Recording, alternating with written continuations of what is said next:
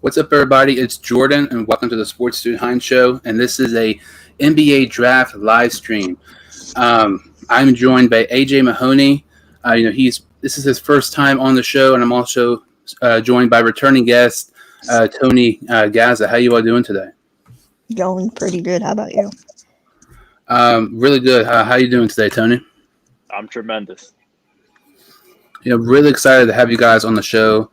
Like I said, this is an NBA live stream. Something to point out, the draft starts in like 5 or 10 minutes.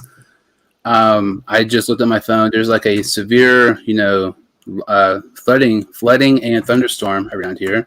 So there is a chance my power could go out during the stream. So that could take a major toll.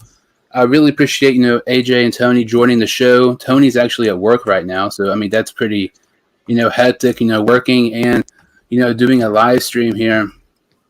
And we got to do what we got to do. Exactly. And it's kind of hard not talking about the draft today without some of the trades that are about to happen. Tony, I'll let you get started here. Me and AJ are both Celtics fans, and there's reports that Russell Westbrook is about to be traded, unfortunately, to your favorite team, the Los Angeles Lakers. What are your thoughts on this more than likely trade Westbrook going to LA? I'm not a fan of the trade. I personally hope it doesn't go through because if you look at it, Russell Westbrook's a ball-dominant point guard.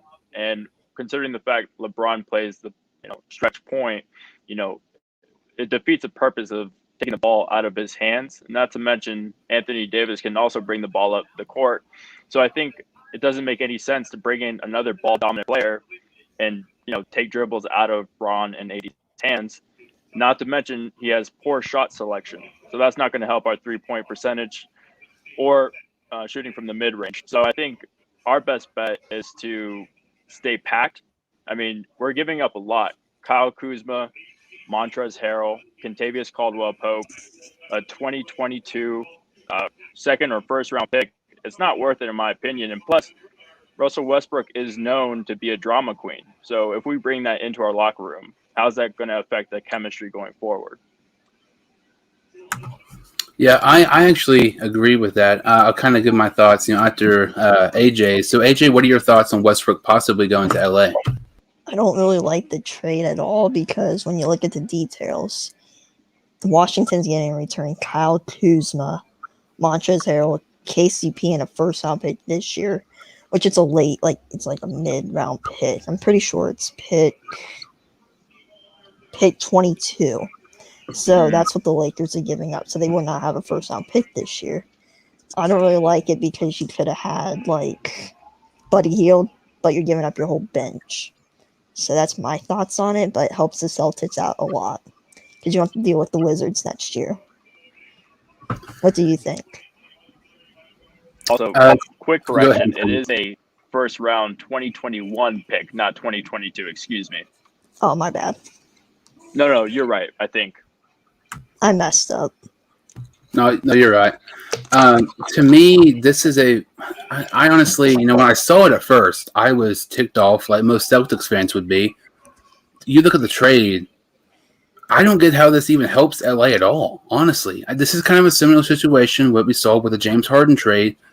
The point that you trade so much depth, like Jared Allen and, Chris LeVert and some of these other guys, first-round picks, but you have a guy like Westbrook who hasn't won, just like Harden hasn't won with anywhere before he went with the Nets.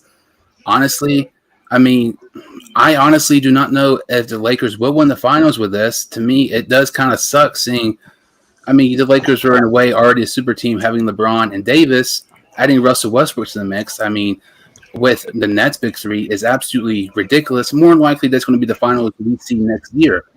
But it's the fact Westbrook hasn't won by himself. He hasn't won with a teammate. He couldn't win with Harden. He couldn't win with KD. He couldn't even win Chris Paul. Exactly. And to me, it's like he couldn't win with Paul George either. This is kind of a similar situation like I was saying with Harden. I think they're very comparable in I wouldn't say they're hotheads, but they're great players, but I don't think they fit specific players and teams. I don't see Westbrook and LeBron fitting out at all. Westbrook shoots horrible shots. He's the ball handler on any team he goes to. LeBron's the point forward. He's always going to have the ball. I'm intrigued by this. I'm interested to see if it actually does happen, but I don't see how this even makes LA better. If anything, it makes them worse. Yeah, and I think the Lakers should pursue a trade with Sacramento and get Buddy Hield. That's a better trade, in my opinion. It's a better all-around trade. Rather than getting Russell Westbrook. And in my opinion, we're giving up way too much. I think KCP is a piece that we need to keep on our team, considering the fact he's a Rich Paul client. He's been with the Lakers for 4 or 5 years now, and he's LeBron's right-hand man. So I just don't understand where this is coming from. Like, is this from LeBron and AD, or is this from the Lakers front office? Realistically, I feel like this is more so LeBron. I mean, let's be real. Any big-time move that LeBron has been on the team with, 95% chance he is a major part of that trade. If a trade happens, whether it was the Cavs, the Lakers, the Heat, wherever there's a trade, he's called the GM for a reason. He's pretty much does trades like it's an NBA, season on 2K.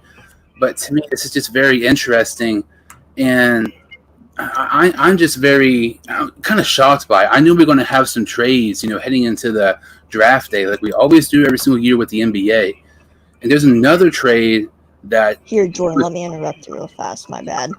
On that Westbrook trade, when you look at it, Westbrook's going to the Lakers, and every time you notice Cleveland, they can get big pieces. The second time, let's go with the second time. Get big pieces like J.R. Smith, like Kevin Love. LeBron leaves. When you have Lakers, they're giving he's going to put them so bad in cap space, and he's just going to leave them. It's going to screw them up. That's what he does with every team. It's like, I don't get it. Exactly. So, are you a big LeBron fan? No, I hate him. I mean, he has a good personality, but I don't like him on the court as much. Yeah, I used to be a big LeBron fan ever since he went to LA. I can't stand him. And you make a great point there. If, like I said, I like the Celtics and I also like the Cavs. But I kind of like them about the same. But several years ago, when that trade happened, when Larry Nance Jr. and Jordan Clarkson went to the Cavs for the trade that I don't remember who all had in there. But they came from the Lakers to Cleveland. With that trade, it cleared up the cap space for LeBron to go to LA the following season. So stuff like that. I mean, I completely agree what you said there, AJ. It's like, he's like getting more cap space on teams and leaving type of deal. I don't see LeBron leaving at all, now in LA. But this is just, crazy. Something else I saw earlier today, which is just shocking. Years ago, Danny Ainge supposedly offered 4 first-round picks for the Heat pick, and they were going to take Justice Winslow. That trade actually never happened, but in my opinion, that would have been one of the worst trades in NBA history. Another possible worst trade in NBA history, the Philadelphia 76ers. Oh, I saw that one.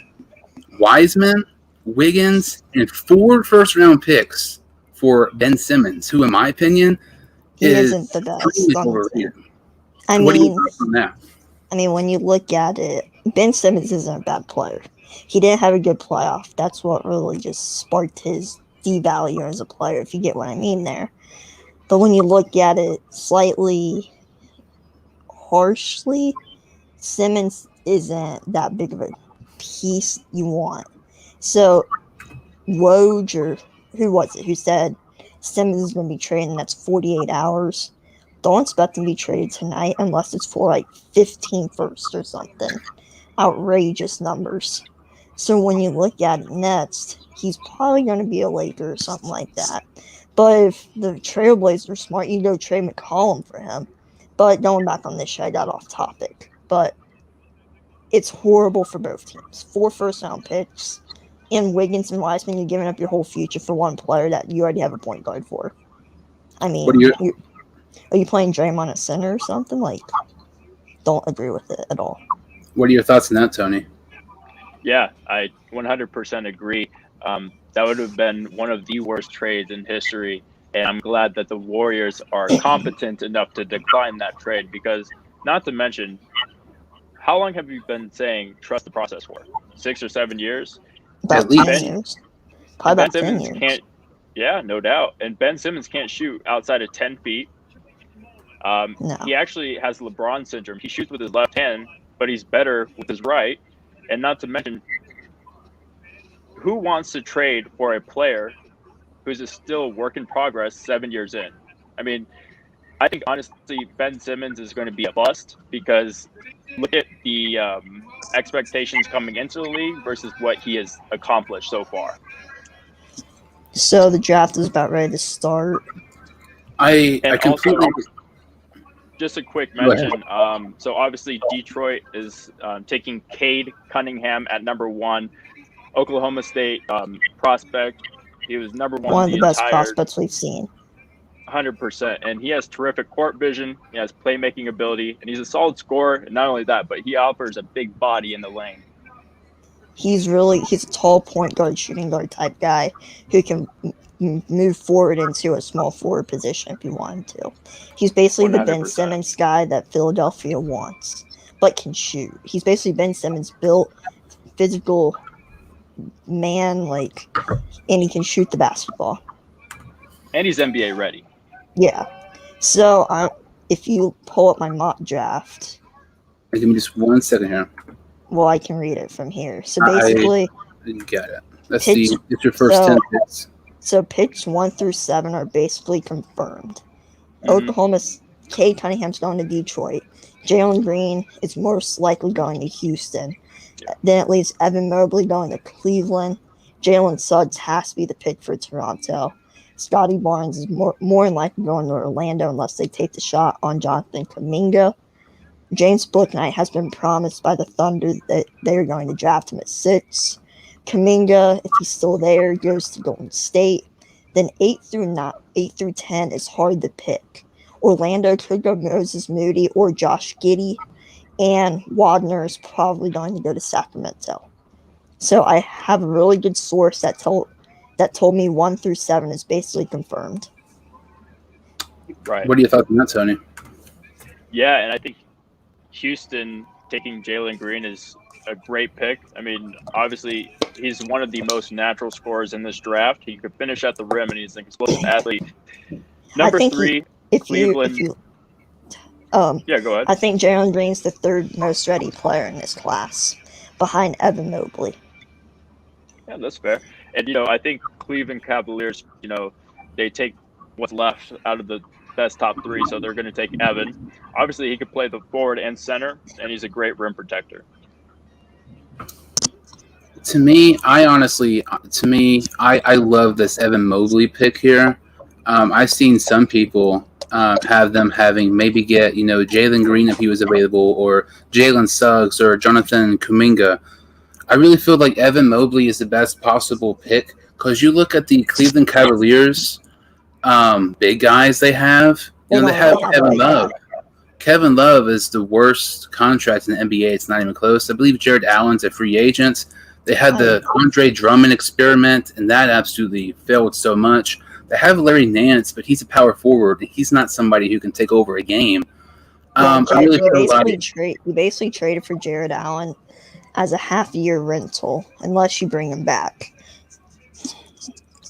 yeah, and that's the thing. Like to me, that was kind of what they did with Drummond in the way. That it was an eventual buyout.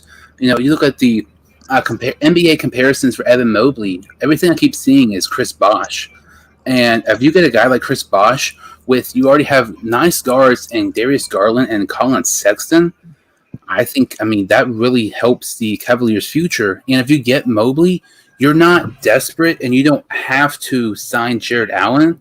So instead of signing Jared Allen to a huge deal, you can eventually sign Colin Sexton to a big deal in a year or so. I don't think you're getting Colin Sexton back, personally. I think you're trading him either tonight or sometime this offseason.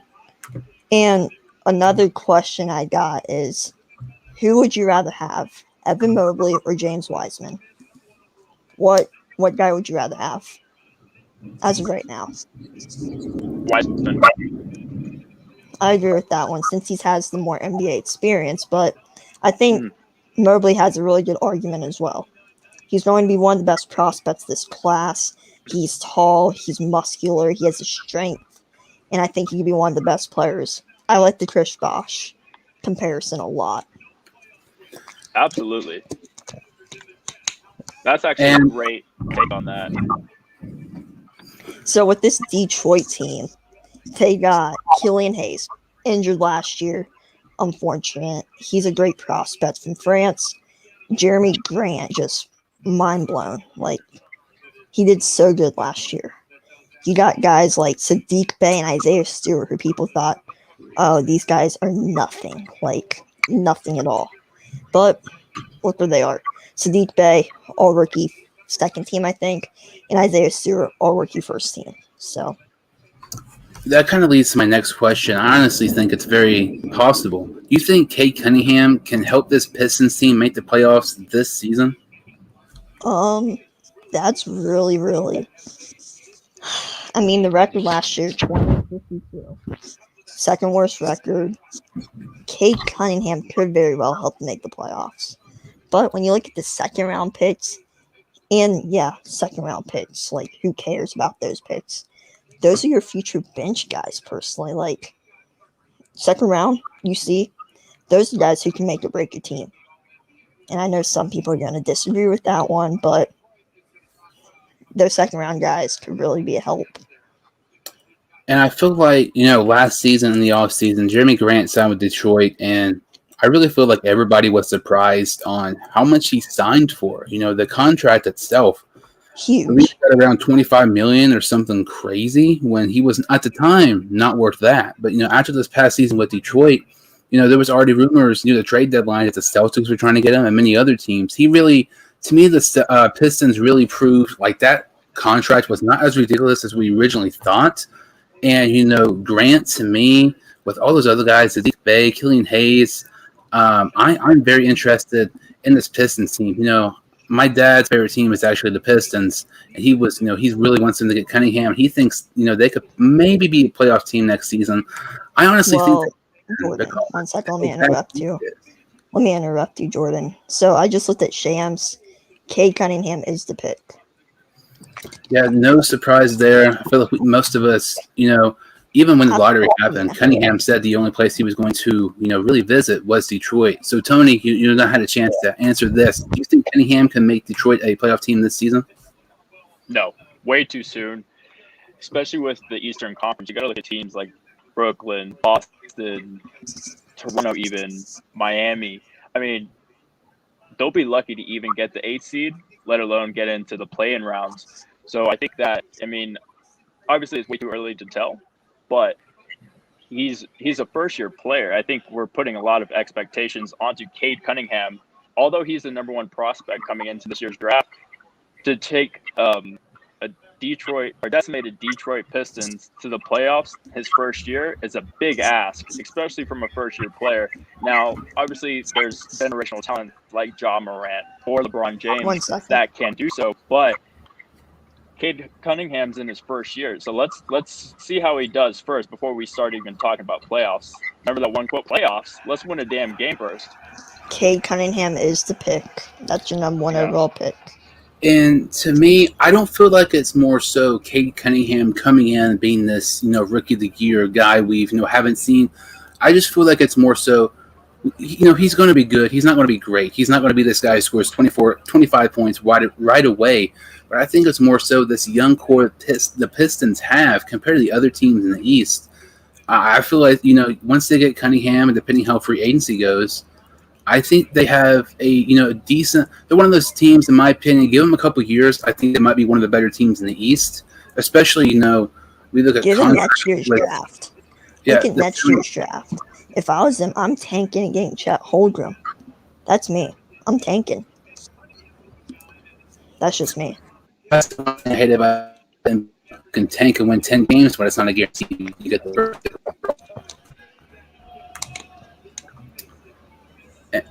And that's just very interesting to me. I think they're capable. I think it's just a matter of how good their young core is next season.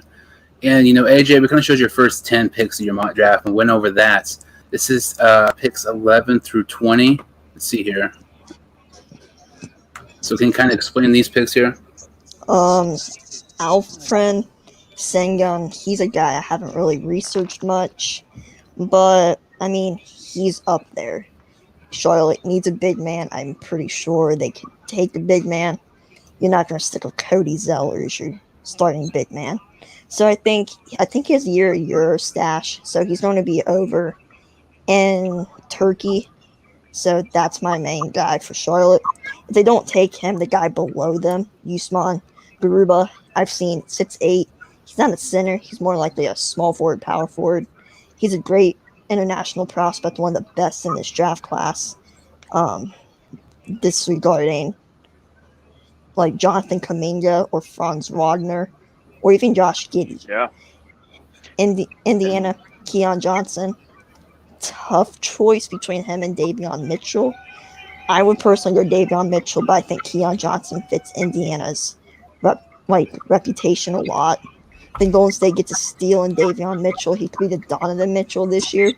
So don't be shocked if we get a team trading up almost to the top 10 to be getting Davion Mitchell.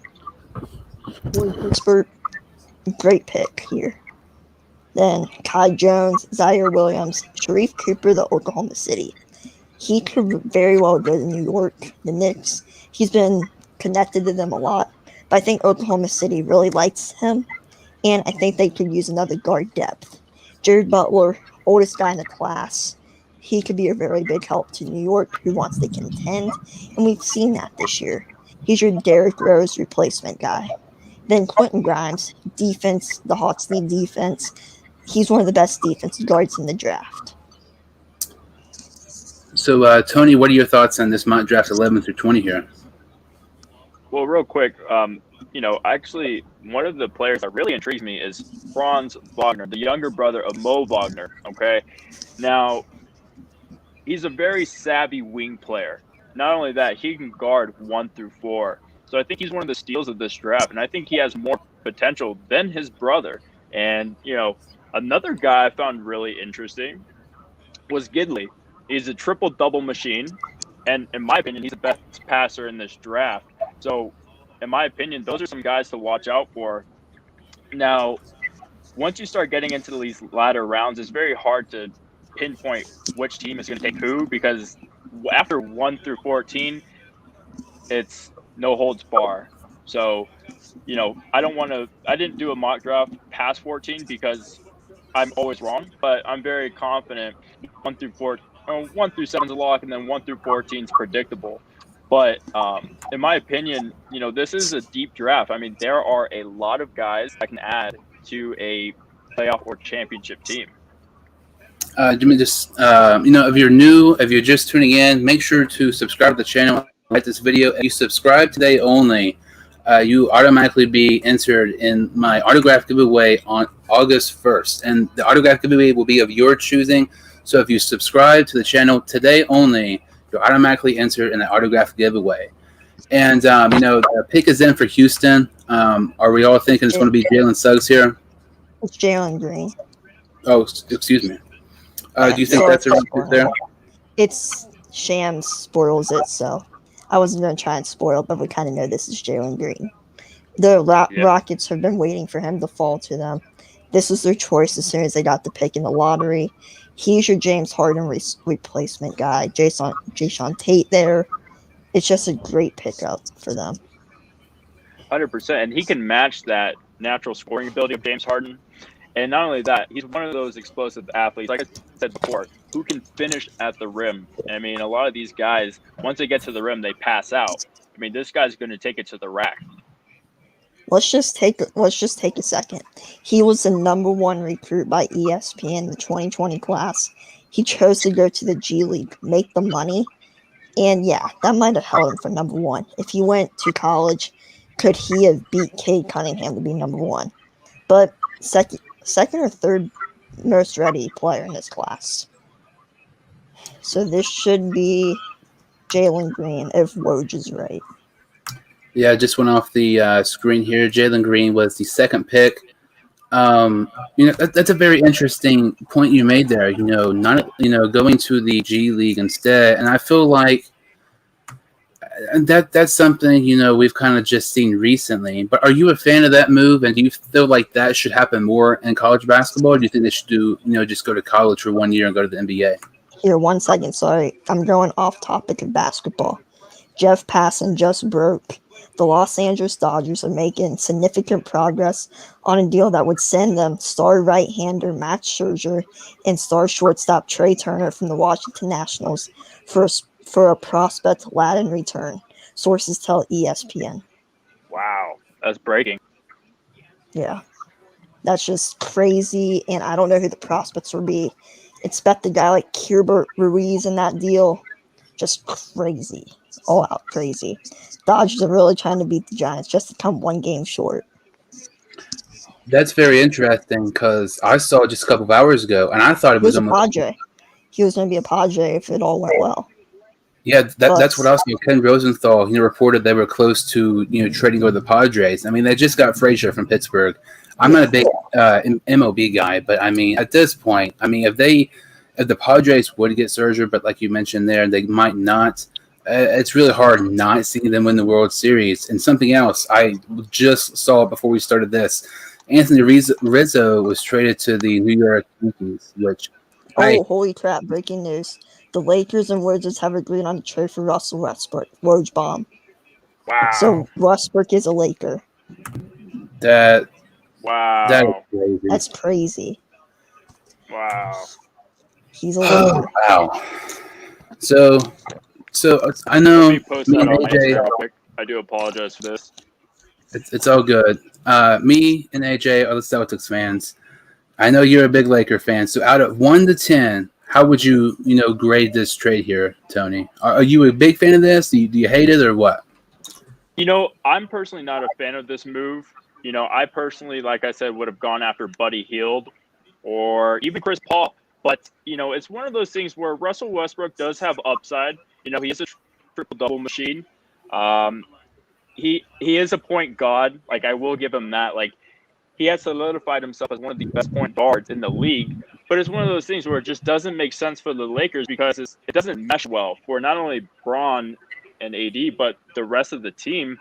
And, it's one of those moves where I think they will regret going forward because, it's not a very logical move to make. And like you said earlier, it's probably a LeBron move because he's a UCLA native, probably wanted to get a big 3 to compete with Brooklyn with Kevin Durant, Kyrie Irving, and James Harden.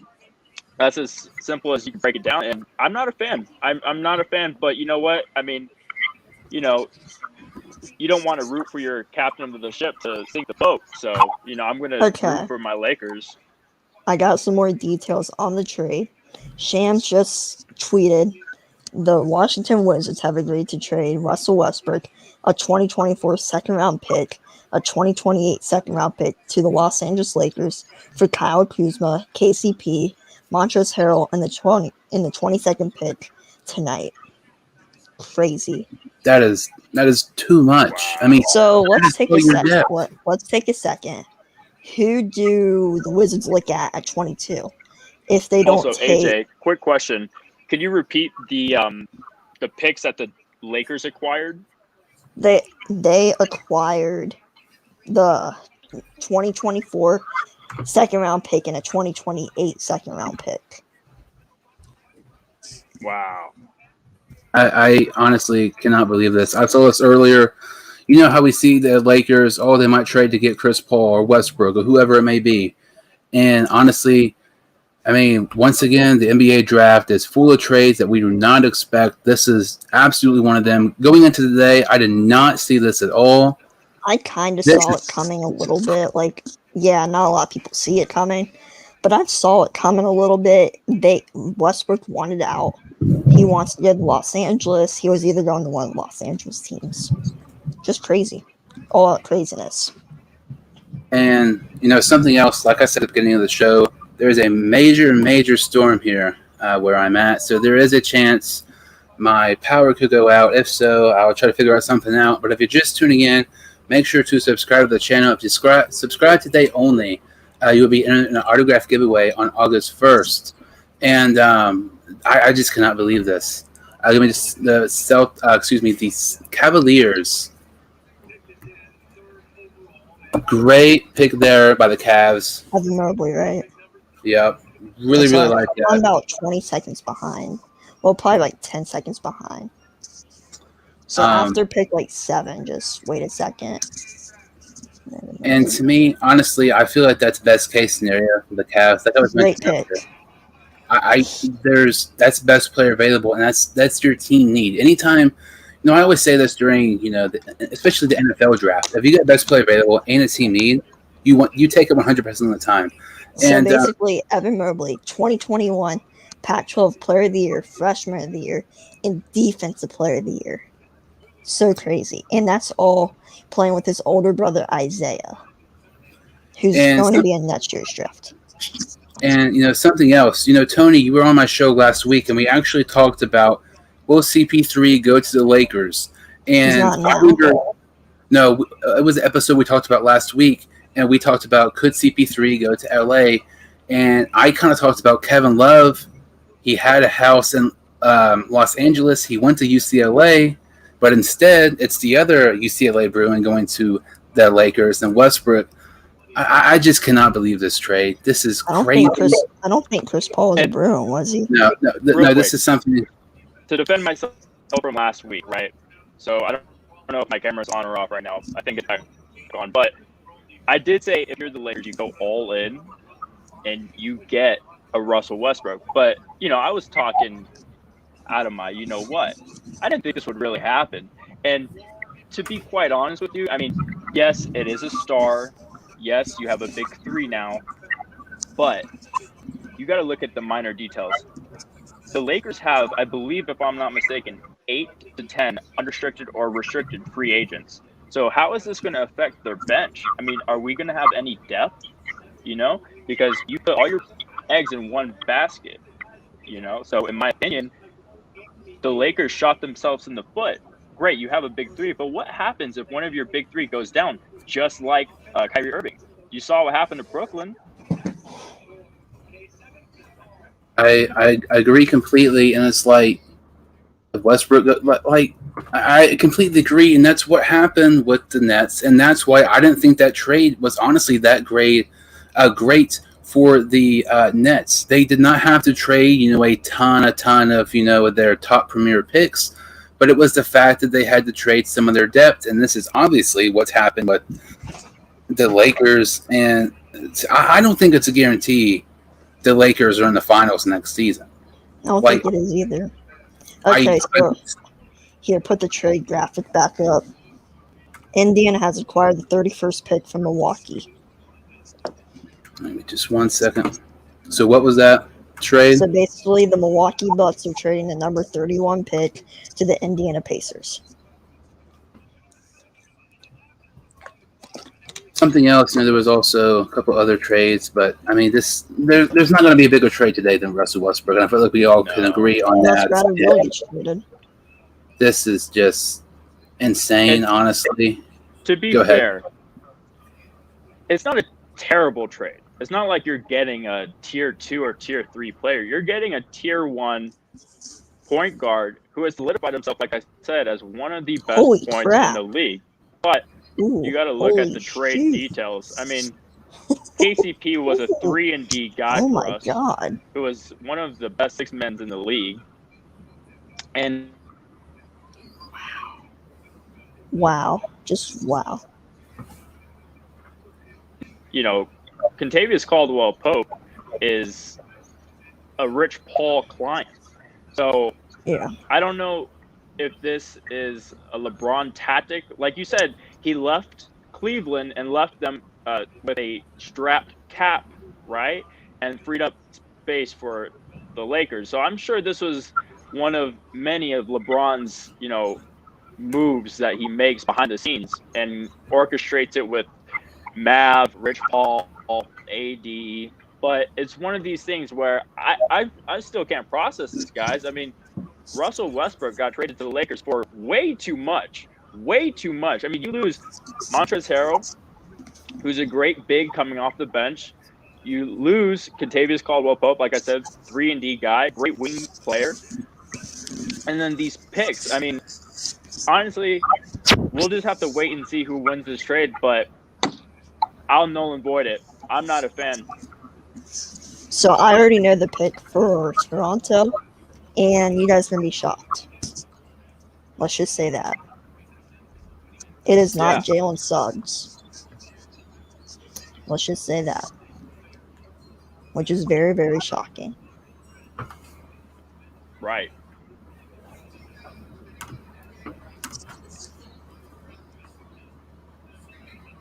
Wow. What? Scotty Barnes. Wow. That's just Wow. shocking. So what are they looking for here? Is Pascal Siakam gone? That's interesting because there was trade rumors about Siakam the past year or so, and it's crazy. You look at the Raptors; they just won a finals a year or so ago, and all of a sudden they had the fourth pick. This pick to me is just really, really crazy. Going back to your mock draft here, Here's the thing. Here's the thing. I'm sorry for interrupting you. Look at Orlando right here. They want Scotty Barnes. I think this pick's going to be Jonathan Kuminga, because I don't think Orlando needs another guard. This stay there with RJ and Cole. So I think this is going to be Jonathan Kuminga, and then maybe Jalen Suggs go to Oklahoma City, which is very, very shocking. They didn't think he was going to fall, and he has. That's just huge. And you look at the Magic, to me, going back to your mock draft, if you're able to get a guy, honestly, the Magic, Kuminga to me would be a great spot because, ever since the White left, the Magic have been very inconsistent, and the only guy that have even come close to being a superstar was Aaron Gordon. He was traded, at the deadline this past season. But to me, kind of filling that role of Aaron Gordon on the team, that forward can kind of, be your big part, your main contributor on your team, to me makes the most sense. I believe they also still have Markelle Fultz, a former first overall pick as well. And to me, I feel like Kuminga here at number 5 would make the most sense. But, that Scotty Barnes trade at number 4 is still very surprising to me. Oh, apparently. Oh, I was wrong. So I got some more news on the Indiana trade. Indiana is sending number 54 and number 60 and 2 future second-round picks to Milwaukee for pick 31. And I already know pick 5, basically. Uh-oh. It's good. He'll probably be back in a minute. But that's just very interesting with... So look at it. So this is with Orlando. If they take Jalen Suggs here, and I think this is tough. And it's one of those situations where a player falls, and you don't desperately need that position. But it's like if the too good of a player is there at like your selection, it's like you don't need him, but he's going to help your team. Yeah, I think at 8, Franz Wagner could go. That's my guess. I'm trying to think. Like, this is tough. This has screwed up my mock draft already. Could Corey Kispert go? Already very, very weird. I'm not trying to be like a hypocrite type weird, but it's just Scotty Barnes. This is Pascal Siakam's replacement. Has to be. Because he's not a shooter. He's really good defensively. He can put up about 15 points on a good night for you guys, for Toronto. About 7 rebounds a game. It's going to be a great year. And this is just interesting. So Tony, who you maybe kind of thinking here for Orlando at number 5? No, you got several options here. If it depends on where you want to go. Jonathan Kuminga is interesting. He's a boom or bust. Okay. He needs to improve his shot selections in order for a team to see the upside in him. But he's a raw player. Absolutely. And it's either you want to go boom or bust, right? And, another guy, Kai Jones from Texas. He's not going this early. I know that. But hey, you never know with these teams. He might go at 8. People never thought Mitch Trubisky would go 1 to Chicago. You never know what these guys are thinking. But I'm just saying, he's a guy he's a rim runner, and he's great in the pick and roll. So it just depends on where the team wants to go. And not to mention, you still got guys. I don't know, is Moses Moody still on the board from Arkansas? I had Moses Moody at 8 of them. So, I mean, you got guys who like Moses Moody, who can create offense, great 3-and-D, and great defensive-minded players. And, we're not the GM, so I'm just throwing out names because you never know where these general managers want to go. And we're not in that draft room. So it's very interesting to see. A lot of people say, oh, well, this can't happen. But, hey, I didn't expect my Packers to trade up and get Jordan Love. So anything can happen, guys. So let's just, keep an open mind here because, I definitely don't want to be eating crow. I totally think this is Jalen Suggs. Without looking at spoilers, I'm pretty sure this is Jalen Suggs. At number 5? If I had to guess here for Orlando. Jalen Suggs is a lock, right? So let's just say if they take Jalen Suggs, he's a tremendous player. He's a great leader. He's a gifted playmaker. Not only that, he's a great two-way talent. But I was just throwing out names to say, hey, if they don't take Suggs here, who else can you get? Kuminga, in my opinion, is one of those guys I would take a chance on because he has a lot of potential to exceed expectations, but that bust aspect is greater than the boom. The only way Suggs is a bust if he gets injured.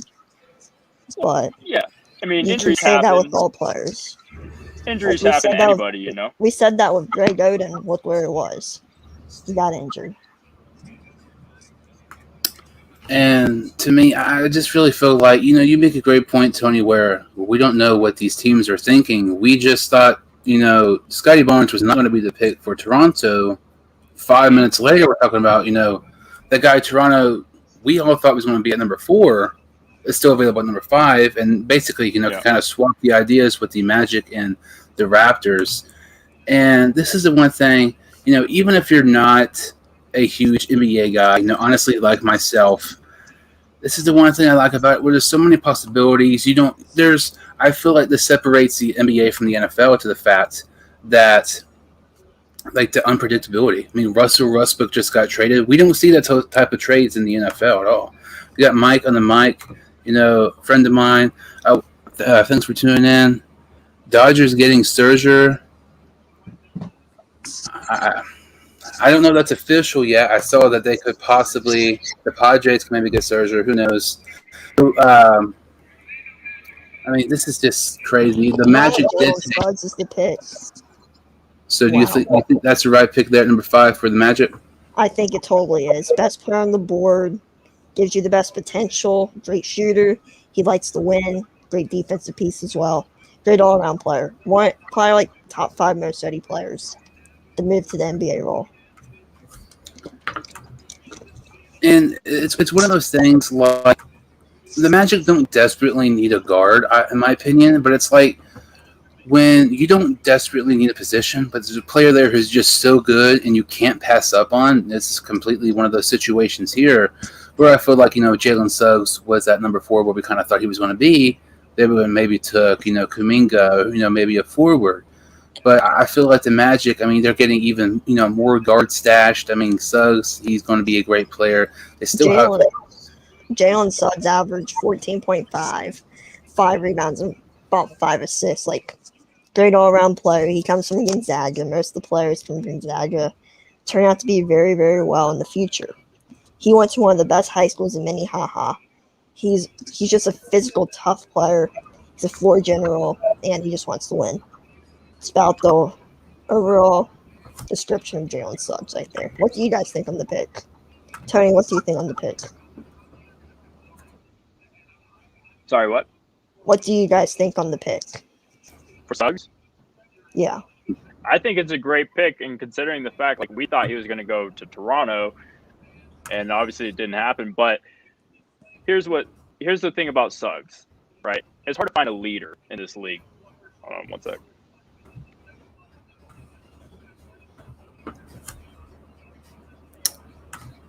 I really feel like they don't desperately need that position, but it's the fact getting such a talented player when you don't need it. And to me, it kind of goes back to, whether it's baseball, basketball, football, whatever. in drafts, you always try your best to take best player available, and I feel like that's what the Magic did here. And I feel like overall, I think this will help them in the future. I know it might not be a team need, but getting a better player at guard than rather small forward, I feel it can really help you, especially when like Marco Fultz doesn't have hardly any years on his contract left. Here, I'll be right back. I'm gonna go to the bathroom. I'll be like right back.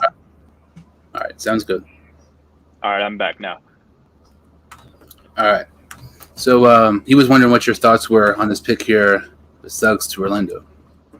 Yeah, Suggs coming out of Gonzaga, he already showed you that he's a great leader, and it's hard to find a great leader, okay, that can lead a group of 12, 13 men, and not to mention these are grown men.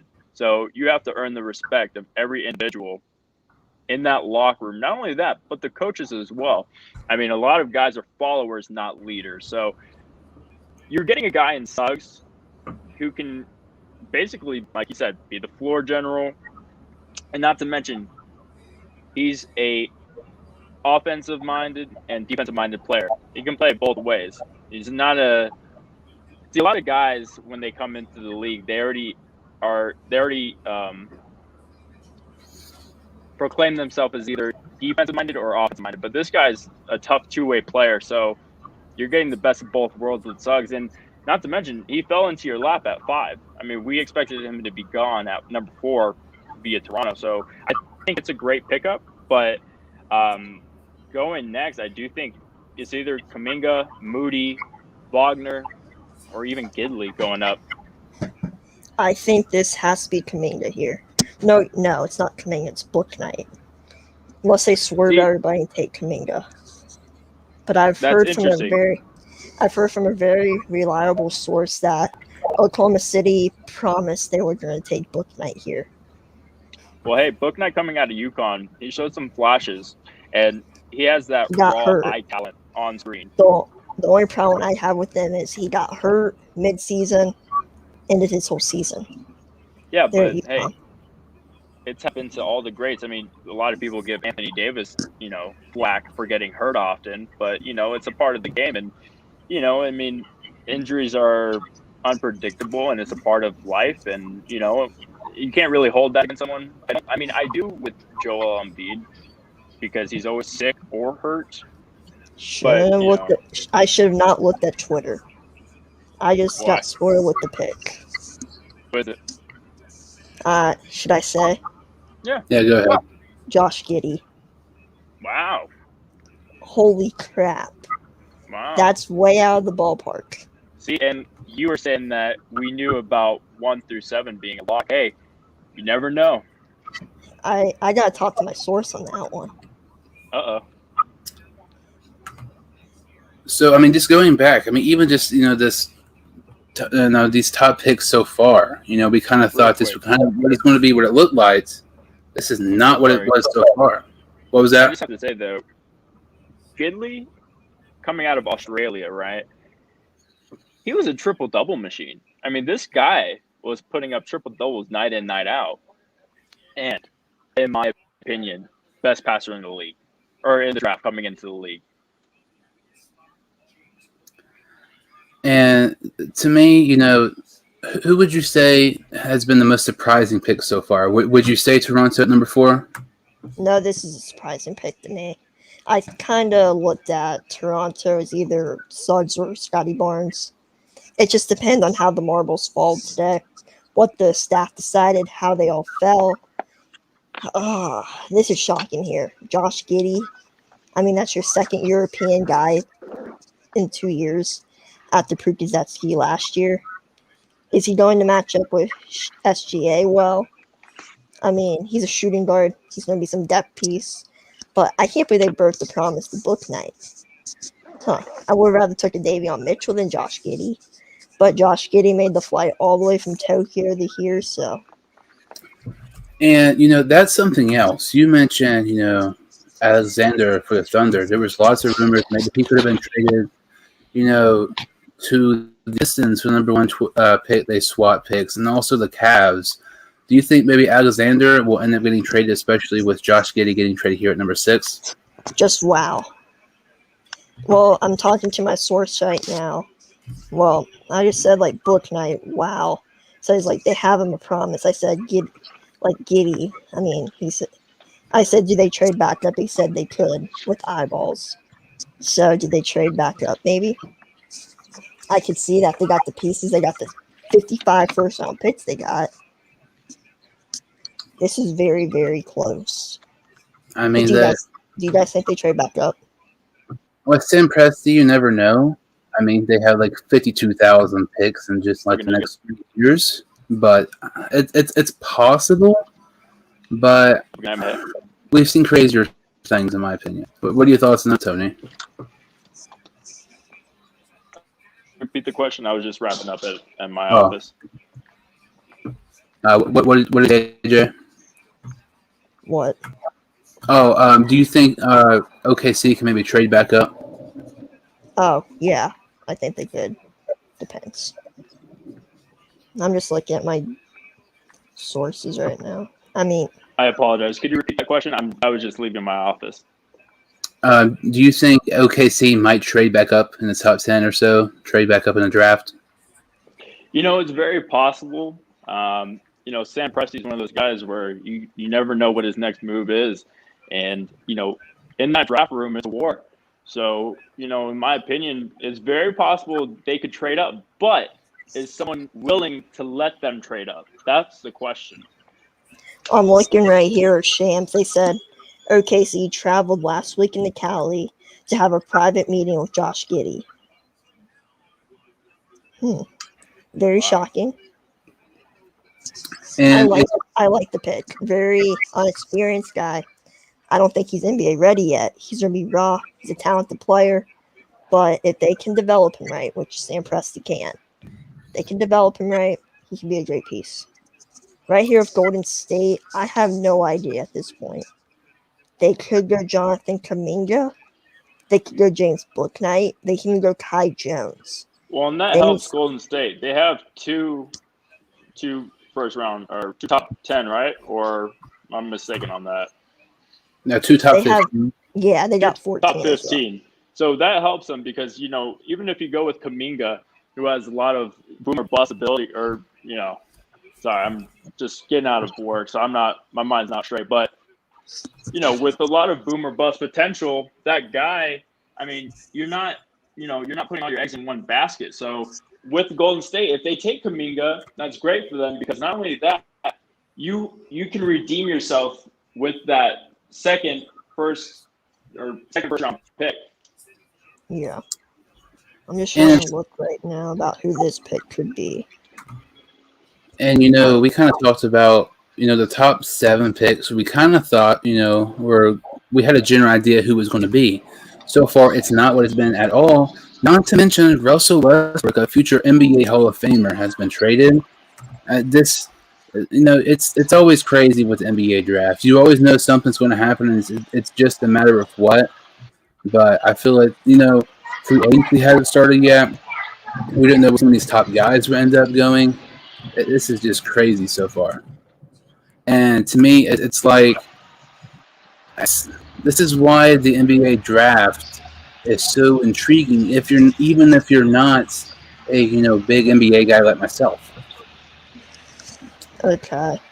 Words just dropped. Golden State is still discussing trades with the number 7 pick, but Jonathan Kuminga is at the top of the board if they keep it. Sources tell ESPN.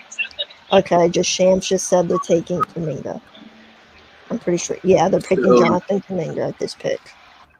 That's a great draft pick because, like I said, he's one of those guys that he's a wild card, right? So even if you take him and he's a bust, you're not shooting yourself in the foot. You still have Klay Thompson. You still have Steph Curry, Andrew Wiggins, Wiseman, Draymond Green. So, the Warriors are the best team to take Kuminga because he has room to develop. He does, but he's very, very raw. So that's the only problem. That's the only problem here. And to me, with the Warriors, more than likely, going to get Kuminga here. Do you think, we kind of talked about, before the draft started, there was rumors about Ben Simmons, possibly being traded to the Golden State Warriors. Obviously, we don't think that's going to happen. But with Kuminga playing forward, do you think that maybe, it takes, Wiggins, being traded or something like that to create more cap space for another guy for Golden State? I think. Yeah, absolutely. And this is just very interesting. I mean, you really think about Golden State.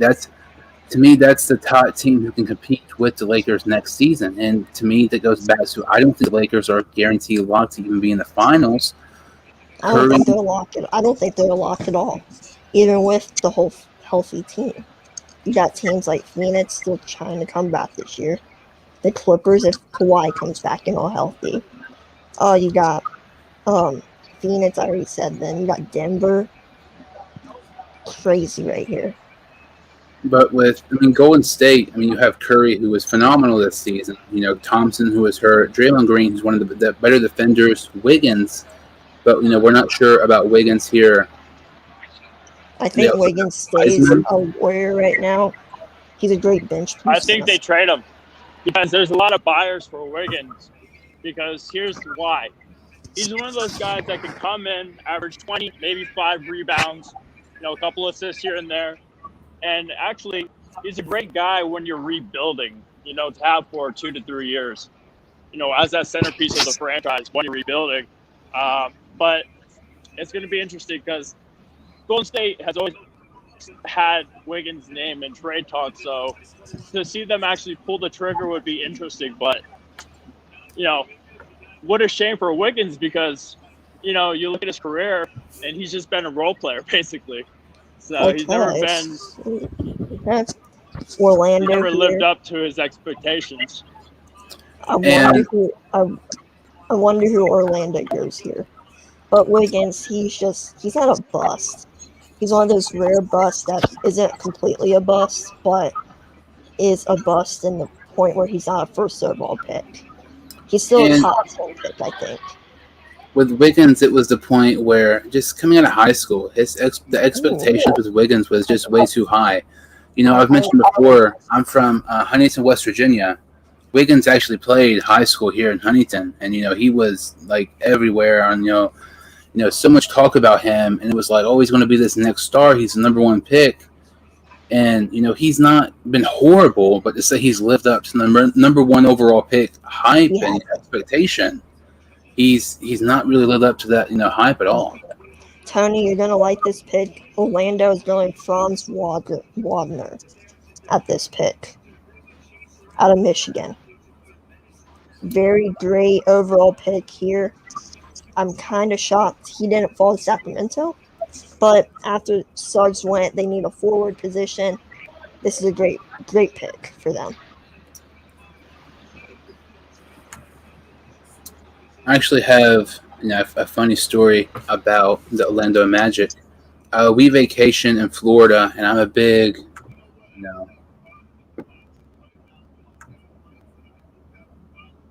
Man, F Bob Myers at this point. Steph should just be plus the trade.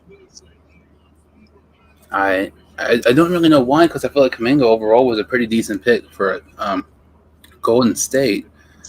Let me just one second. Kuminga's just a great overall pick.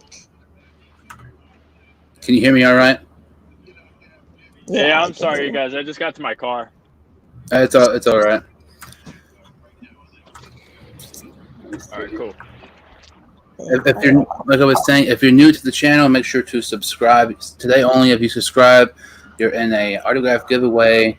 Giveaway will start on August 1st, and the giveaway is of your choosing. So make sure to tune into that. And like I was saying, I have a pretty funny story. Subscribe. What? You guys better subscribe. Yeah, 100%. And I have a pretty funny story of the Magic. I used to be a big Magic fan years ago when they had Dwight Howard. Dwight Howard was one of my favorite players. I always wanted to go to a Magic game. And, we vacationed in Florida. My dad actually, we went to a Magic game. We're trying to get some autographs. And there's a couple guys who walk over to us, say you want to be like during the halftime show at the Orlando Magic game.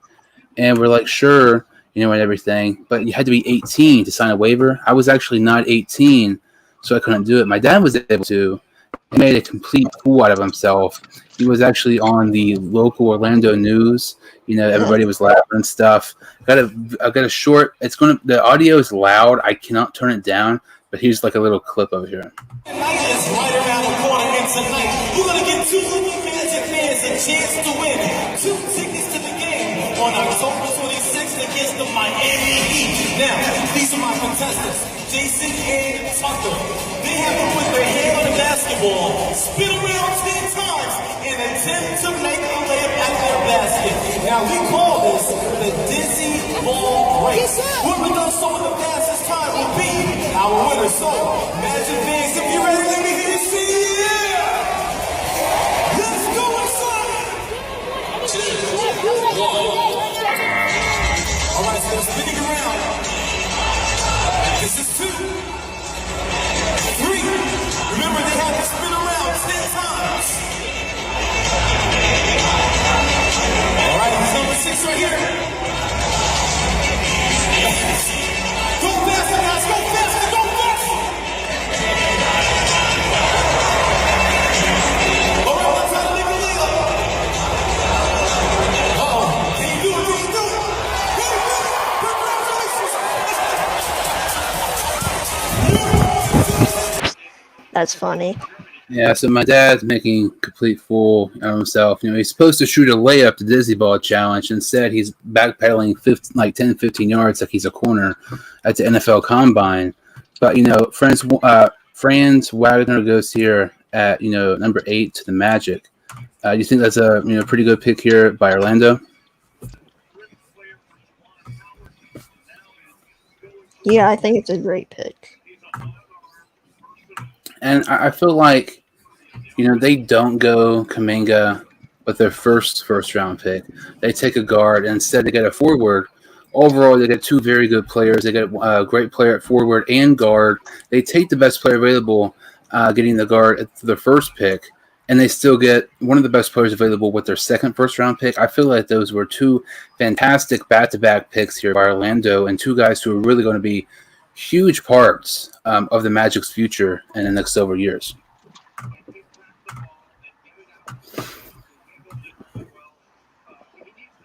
Oh, 100%. I do agree with you there. Yeah, sorry, man. It's hectic driving in Vegas. There's people like flying like 80 miles per hour. I'm like having to watch out and shit. But yeah, man, with this whole draft,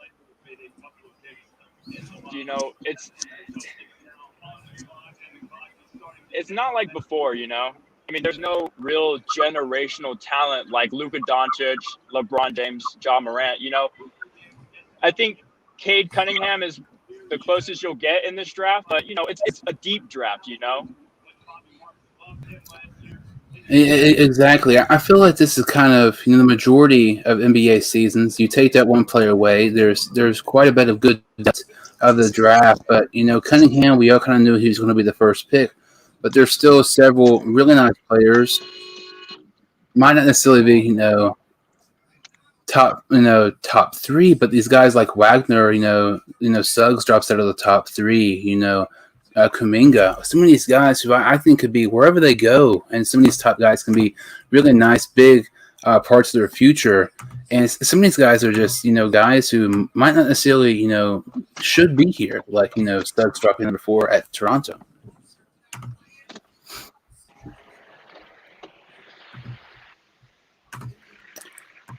So if you're new to the channel, make sure to subscribe and like this video. And if you subscribe today, you'll automatically be entered in the autograph giveaway of your choosing. The giveaway will begin on August 1st. And Sacramento here at number 9. Is there any guys maybe here you all are thinking here, especially something to keep in mind? Buddy Hield could possibly end up being traded. Yeah, well, I think, like I said, Franz Wagner, because I think he has a lot more upside than his brother Mo. Wagner just went. He did? I'm sorry. He went to Orlando. Okay, well, I have no idea what's going on right now. I'm driving. I'm off of work. Sorry, man. But, that's a great pick by Orlando. I mean, he has more upside than his brother. He's a great what does he play? Guard or He small plays like a forward? forward. He plays like a forward guard type. Right, and he could guard 1 through 4. I mean, that's a very crucial piece to have on your team, especially nowadays when you switch so much. You know. I think Canes could be trading this pick right here. I haven't heard anything. Something to keep in mind with Sacramento at number 9, they could possibly maybe be drafting a Buddy Oh, Hield okay. replacement. I like this pick. Davion Mitchell to Sacramento. I really like this pick right here. Great overall depth pick and very, very NBA ready. And I feel like, who knows, maybe the Kings could end up with another first-round pick if they end up trading Buddy Hield. I mean, I don't think feel I don't think they would get a first out of him. Also, by the way, I do want to apologize to the audience. I was in the parking garage. My connection cut off. I got to my car, and I didn't know that Wagner was picked. That is my fault. You know, All right. yeah, I'm just. Oh, it's fine. I'm just Completely gonna- understand. I'm just personally wanting to go to the bathroom. Bathroom's full at my place. So if I just leave at any time, going to the bathroom. But one thing with, that Wagner pick by Orlando, I just really like that because they don't take Kuminga, who wasn't best player available due to Suggs dropping at number 4.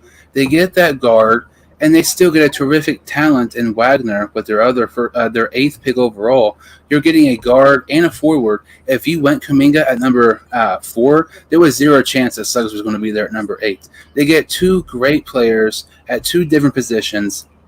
You have Cole Anthony, you have Fultz, you have some of these younger guys. I think that was just an amazing 1-2 punch by the Magic. And I know we're only 9 picks in, but I think the Magic so far at this point have been, I would say, the winners because they're getting arguably best player available at both their picks.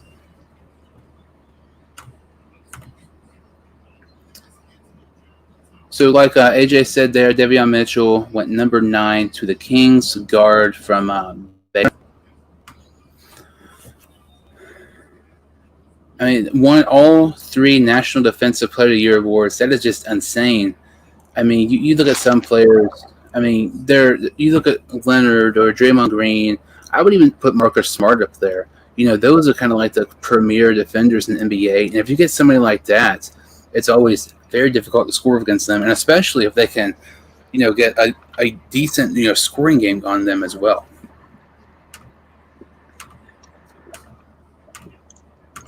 So kind of going back to AJ's mock draft here in the top 10.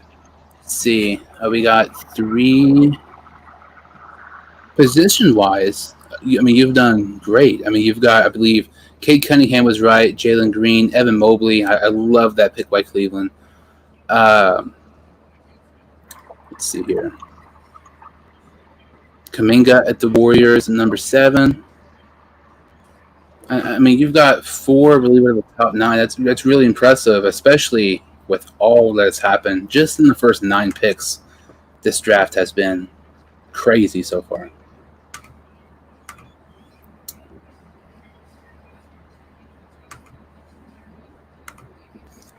And, we haven't really, I know we're nowhere near it, but, we kind of talked about AJ's mock draft 1 through 20. AJ, can you kind of talk about your mock draft, 21 through 30 here on the board? All right. We'll do that in a minute.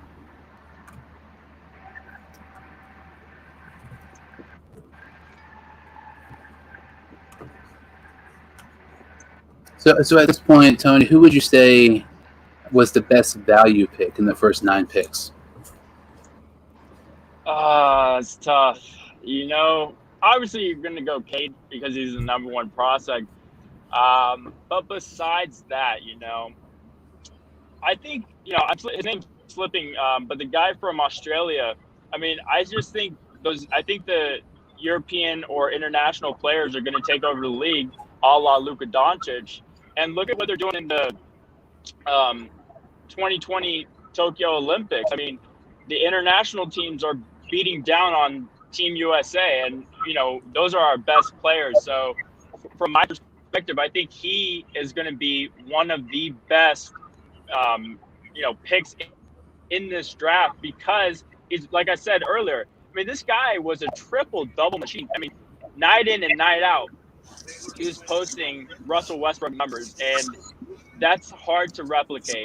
And, overall, I think that they're going to find themselves with a generational player, maybe not talent, but like he will make noise in the league for sure. So this pick here, it's projected to be the Memphis pick. I'm pretty sure Memphis is taking Zaire Williams out of Stanford with this pick. Wow, That's just shocking to me. That's shocking to me. A little too high. I don't know why he traded up that high. He has very, very high chance to be a bust. I think he has one of the highest chances to be a bust this year. And that's extremely high. Looking at your mock draft, you had him at 17. That was Memphis originally. New Orleans is actually taking him here, but it's going to Memphis. So that's kind of right about which team drafts him. But I truly feel like, why trade up if you're going to trade somebody who more than likely could have been there at your first round pick? That's part of the reason why you ended up doing this trade. To me, that's not really a good pick there. Not a great value pick at all. It's a cap dump. Salary dump pick. I'm pretty sure. That's what they're thinking here, and I'm not opposed to it. James Bouknight is really falling. I think the Hornets could get him here. He's either going here or to the Spurs. And kind of going back to what you said there, Tony, with the overseas basketball getting much better, and you look at guys like Luka and Giannis, and some of these guys, and you mentioned that Australian guy, he would average a triple double overseas. It's way easier to score in the NBA than it is overseas. And Luka Doncic said that in an interview, and people were laughing at him. Oh, you're crazy. Look what's happening over the Olympics. The USA they're scoring. For them to score, it's a lot harder playing against teams like France and other teams like that. And the fact is, you're averaging a triple-double overseas when some of these guys who are top 10 picks average like 4 or 5 points a game. To me, I mean, you're going to be a megastar like a Giannis or like Luka. Not saying you're going to be a top 5 player, but that type of situation, it's too good of a player to pass up. And not to mention here, I mean, my God, if you even pass gas in the NBA, they're going to call it foul. I mean, you can't even touch them. I mean, and these guys are getting any and every call. And I think that's a good job at the NBA to say, hey, look, we're going to go and change the rules. So we're trying to eliminate non-basketball plays coming up into this new season, which is good. But they're still going to give stars like Harden, Luka Doncic, and Braun those calls because, they've been afforded the superstar status of that. But, overseas it's much tougher. I mean, not only do they play more of a physical game of basketball, but not to mention it's hard. I mean, to even score. I mean, these guys in the NBA are getting any and every free throw call. I mean, it's going to go to show. And you take a guy, let's say like Trae Young or James Harden, put him overseas. I mean, their stats are going to decline like nobody would believe because there's not calls like that overseas. And that's part of the reason why Team USA, lost some of their exhibition games because, they were expecting, those horrible calls we see in the NBA. And if you're a great star and overseas in the European League, stuff like that, odds are if you're scoring 15, 20 points a game there, you're going to be doing that pretty much the exact same thing in the NBA because the NBA, I was talking to somebody today, this is the easiest it's ever been to score in the NBA. It's not even debatable. Either like it was in the 80s and 90s. I mean, the defense was phenomenal then. You got guys like Bird and Jordan who, took the lead by storm. There's so many, players now who average 25 points a game. I mean, they're great players, but I really feel like, at this point in the NBA, stats are just so deceiving because the poor decline and just horrific defense in today's basketball. Yeah, I mean, I don't even know if it's really the poor defense. I just think that guys are tentative because, I mean, you know, the hard fouls and the technicals are so apparent nowadays game. But back then, I mean, you would have to throw a punch to even get a technical. I mean, now, I mean, you slap someone in the face, you get a technical. So I think guys are a lot more hesitant. It's not that the guys can't play defense. I just think that they have it in the back of their mind. Okay, I have 4 fouls now. I can't get 2 more else I foul out. So it's a different brand of basketball that we're used to.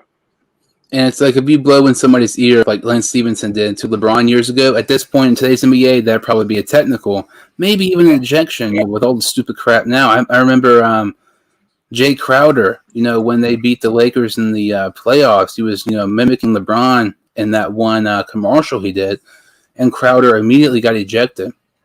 It goes to show, you know, just how soft the NBA is now compared into years past.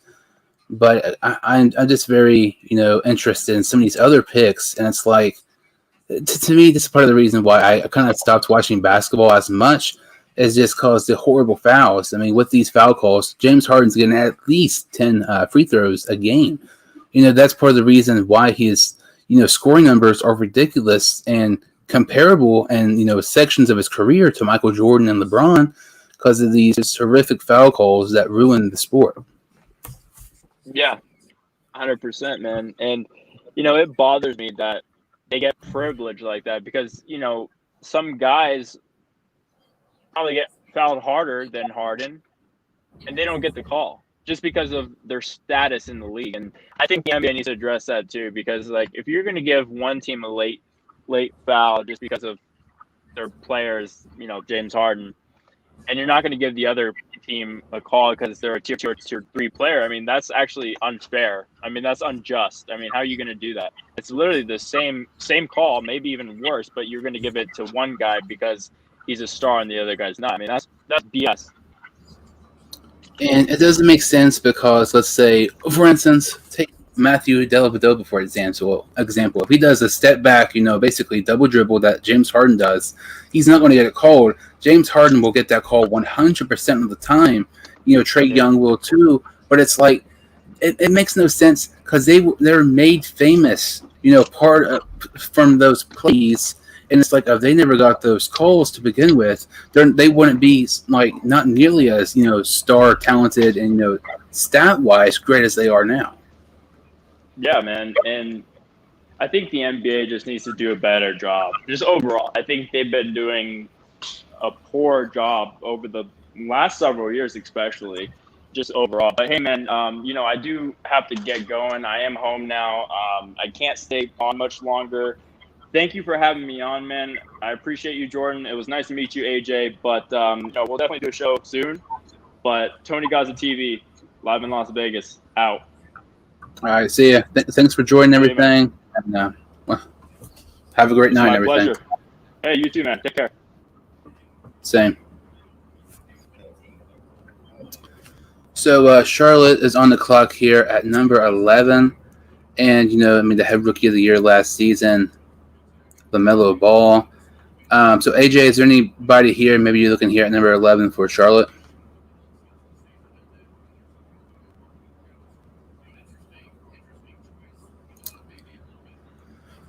So some of the top players available here are Alperen Sengun, from Turkey, Moses Moody, Jalen Johnson from Duke. And it's very interesting to see, you know, with Charlotte here at number 11, if they get some, you know, big guy help or get another nice guard to pair with the Rookie of the Year and LaMelo Ball. You know, James Bouknight, you know, he's dropped. Not many people thought he was going to drop out of the top 10. He's probably the best player available here, I would say. If Charlotte takes him here at number 11, I think that would be a pretty nice pick for the Hornets. And if they can get LaMelo Ball healthy, you know, fully recovered from a season-ending injury this past season, who knows? Maybe the Hornets, you know, they finished just 6 games under 500 last season. And, you know, they were number 10 seed in the playoffs. That was with LaMelo Ball missing over 20 games. If let's say if LaMelo Ball doesn't miss any of those games, the Hornets are more than likely a playoff team. You add Book Knight, who's the best player available here. I picked number 11, the guy from UConn. Let's see if they take James Book Knight here.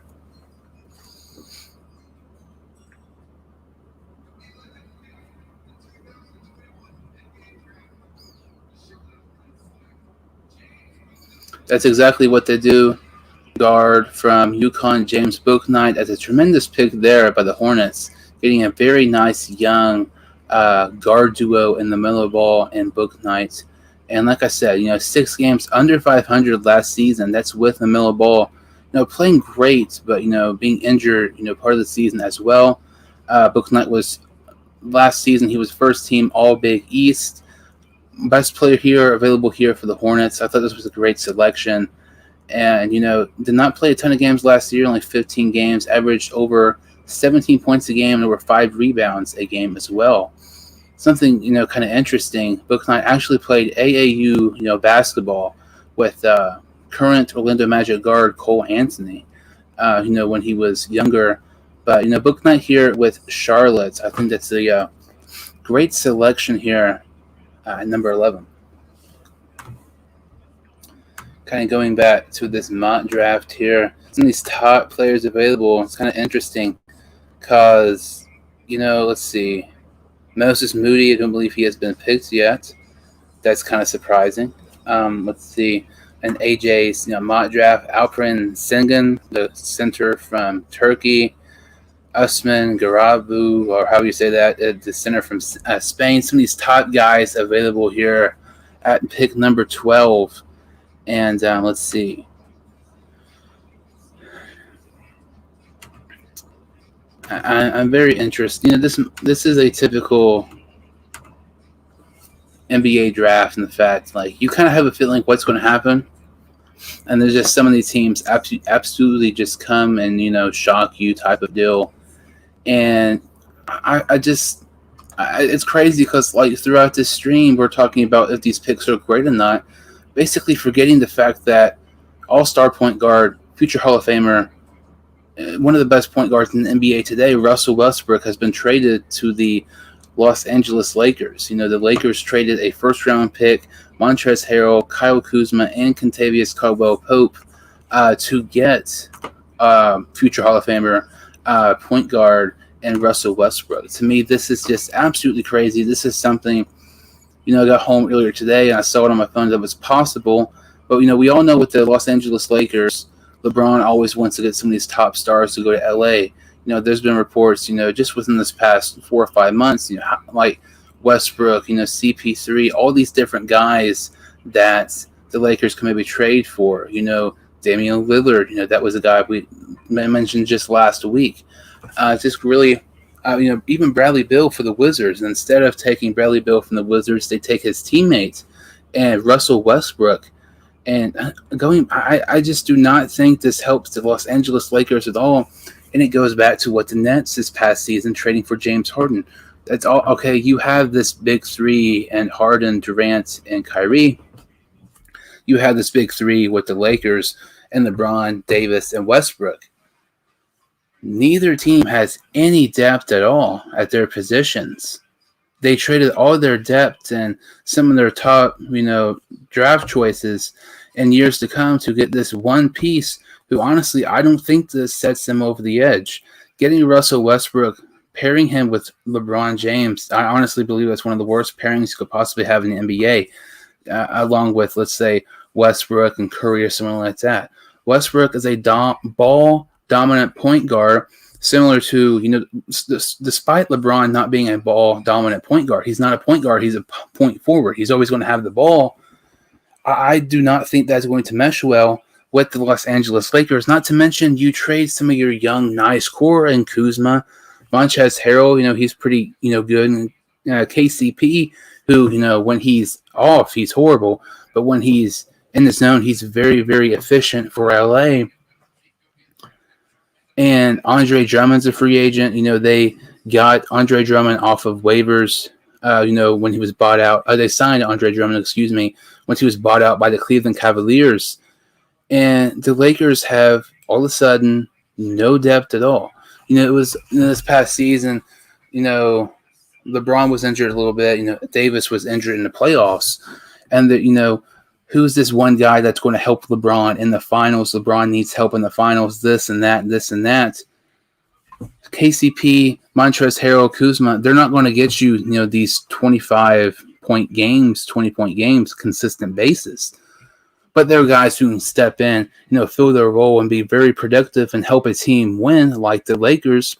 But you trade all three of those guys in your first-round pick this season to get a guy like Russell Westbrook, who is just so – I don't see how he meshes well with LeBron James. And going back to, this trade happening, I feel like LeBron James is pretty much 100% responsible for this trade happening to get Westbrook back in Los Angeles. It's very interesting because last week, Tony, who was just on the – just had to get off here a minute ago. We talked on an episode last week where we were talking about possible destinations for CP3, maybe if he goes to the Lakers or not. And, I kind of mentioned, Kevin Love, just throwing a name out there, maybe to take a big trade. Kevin Love, has the same agent, I believe, as LeBron James. He was teammate with him in Cleveland. Kevin Love also went to UCLA. He also has a home in Los Angeles. It's obviously where the Lakers play. And with Westbrook, that's somebody you just didn't really think about. Everybody was having their name on possibly Bradley Beal, Westbrook's teammate in Washington going to LA. But instead of Bradley Beal, instead of Kevin Love, the UCLA Bruin as well, it's the other UCLA Bruin and Russell Westbrook going to the Lakers. This is just absolutely crazy. And to me, there's something insane about this. One thing I hate about the NBA is like all the trades and everything. Look at just several years ago, Russell Westbrook. He was the most loyal player in the NBA, and it wasn't even close. Staying with the Thunder for so long, despite after Durant had to have a really move and go to the Warriors. And, I was kind of talking about, just the craziness with Westbrook being traded. I don't see the Lakers being great. And kind of talking about with Westbrook, it's crazy how many teams he's been with just the past 2 or 3 years. Wow. Josh Primo. Where did Tony go?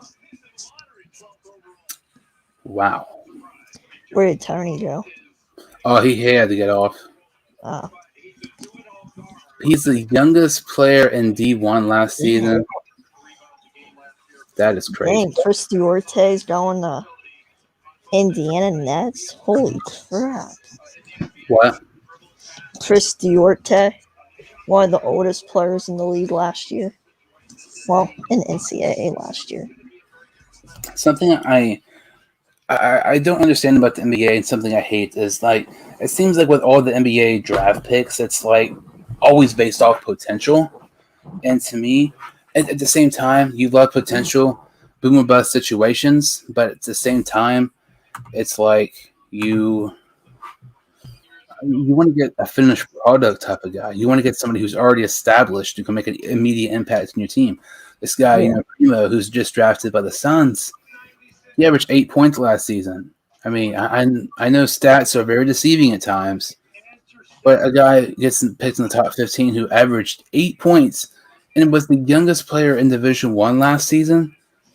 Yeah. That's a very questionable pick by the Spurs. It's a weird pick as well. It's a development pick. Did you watch much college basketball last year? No, I'm not really a big college basketball fan, honestly. What about football? College football, yeah. Huge fan. That was just a shocking pick right there. Then this pick up here, Chris Duarte. If I go to my mock draft, I had a similar type player going here. And Keon Johnson. Dang. I still had Zaire Williams going to the Grizzlies, so that's another one, right? Outside the top 10. That's very impressive. Book Knight going 11. Didn't shock me. Best player on the board. I was kind of talking. I really like that pick because you really think about it. LaMelo Ball missed over 20 games last season, won the Rookie of the Year. The Hornets were only 6 games under 500. If LaMelo Ball wasn't injured, the Hornets would have been a playoff team. And then you add Bouknight, who's the best guard. Not only the best guard, but he's the best player available. All of a sudden, Charlotte has a really, really nice young guard duo with Ball and Bouknight. Yeah. I mean, this Indiana pick, Chris Duarte, he's a leader, and he's very, very old, so it helps the rebuild process go up. Just kind of shocking to me. He's like 24, if I'm correct, if I can see.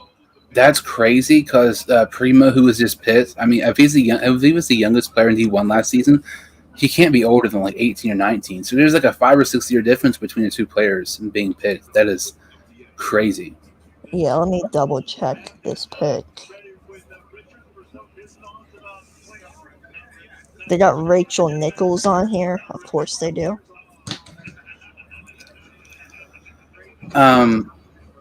So who would you say is like your top prospects available? Who's some of your favorite guys still left on the board here? Usman Garuba, forward from Spain. Kai Jones, I really like. Cam Johnson, Cam Thomas from LSU, great shooter. He's a 3-point shooter. He can't play any defense. So I had him going to the Rockets after they took Isaiah Jackson. I kind of went picks that help fit the team need. But now that the Rockets went Jalen Green, I'm kind of second guessing myself on that pick. And we kind of talked about your 1 through 20 picks. Here's 21 through 30. Can you kind of talk about these picks here on your mock draft? Jalen Johnson to the Knicks, great overall piece. The only problem you gotta have is his reputation. He's kind of like a winner. He wants to win, but he also kind of quit on his Duke team. Chris Duarte, he's going here to Indiana, so I'm kind of going to scratch that one off. 23, Isaiah Jackson from Kentucky. I think this could be a great pick for them, and he's a great building piece in that backcourt with Christian Wood. Cam Thomas, I just specified a little bit about. Bones Highland, great. He showed out the combine. He showed how he can be a very great guard. He's kind of small for being a guard, but he's a great overall piece you can have. Trey Murphy, he's rose on some boards. I had him falling to 26 just because of how my board fell. I had guys going above him that I thought fit the team need better. And Denver, they need a shooter here. 27, Herb Jones, best defender in the draft. I think this is a great piece for the Nets if they can get him, if they do grab him here. Best defender in the draft. Charles Bassey, you need some more big man depth, and he can give you that. Ayo Dosunmu, well, this pick got traded, so I don't think I'm going to do this one. Then Jaden Springer. He's great. He fell for me, but he kind of fits this Utah Jazz specify here. So that's kind of why I chose all these picks. It really was hard. And with some of these picks, it's crazy. Like this mock draft was made earlier today, and I was finishing up this graphic, and it's a pretty crappy graphic, but it's the fact 22 is a different team, 29 is a different team. There's probably going to be other picks like this who are not going to be, this current, Lakers have 22 that is now the Wizards, 29 that is no longer the Suns. There might be more because, the NBA is draft is full of trades. And you mentioned, somebody towards the end of your first round is Western Kentucky power forward. One second. So Warriors are taking Moses Moody here. Wow. Who's that? A draft. Guard out of Arkansas. He's one of the best. He's one of the best guys still on the board for me. He's probably the best guy on the board for me. So Warriors take him at 14? Yep. I had him going at 8. I mean, that's crazy because you think about it. The Warriors got Kuminga, who was a really nice pick, and then they ended up getting Moody, who is arguably the best player on the board. I mean, them and the Magic have had just terrific drafts so far, and the fact that They you're have. getting great players, team needs, while they're also doing best player available as well. Yeah, Magic takes Suggs and Wagner. Warriors took Kuminga. Now they're taking Moody, guys who fell. Just wow. It really does shock me a little bit. So, of the two teams, who would you say has had the better draft so far, Orlando or Golden State? Golden State by far. They've utilized their needs, and they just utilized the talent. I would have rather took this Guamba or Kispert here, just because older, but Moody really does fit this team. He's a backup to Curry.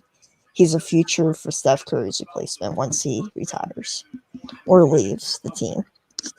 And I mean, if he gets hurt, we've seen Klay Thompson get hurt in this past couple of years. So I mean, maybe he does a little playing time at shooting guard. If Thompson gets hurt again, because he's just unable to stay on the court this past couple of years. But you were kind of showing your 21 through 30 mock draft. One of my favorite players of this draft. Like I said, I don't watch a whole ton of college basketball, and I'm a big Marshall fan. So I got to see him a lot, playing against Marshall. That's West Kentucky power forward Charles Bassey. I like him a lot. To me, he kind of reminds me of a less athletic DeAndre Ayton in a way. To me, I would love it if the Cavs or the Celtics, got Bassey, because I mean both those teams. The Celtics could definitely use another big guy.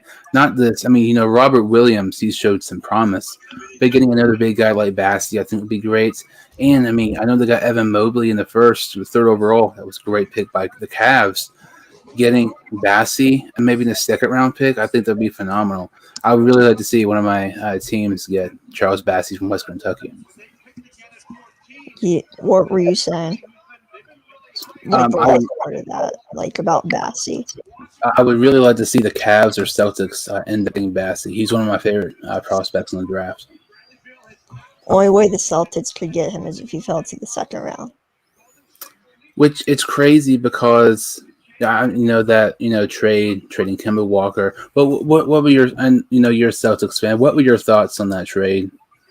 Trading away Walker, getting back Horford, but also having I to get did not like it in the way of trading your first round pick, but I understand it. Moses Brown's a great player. He's a great future player, but I don't really like it as a fan. But you had to give that pick up to get rid of Kemba Walker's contract. And it's crazy because, I mean, Kemba Walker, when he signed with the Celtics, it was like he's the replacement for Kyrie. But the signing for Kemba Walker, to me, I liked it. But as soon as it happened, to me, it was just like, that's way too much money for Boston to take, especially with Tatum and Brown, going to need some extensions. And it's like trading to get Al Horford back, a guy, during this time at Boston was a huge bust. And then you're also having to trade a first-round pick involved. You do get Moses Brown.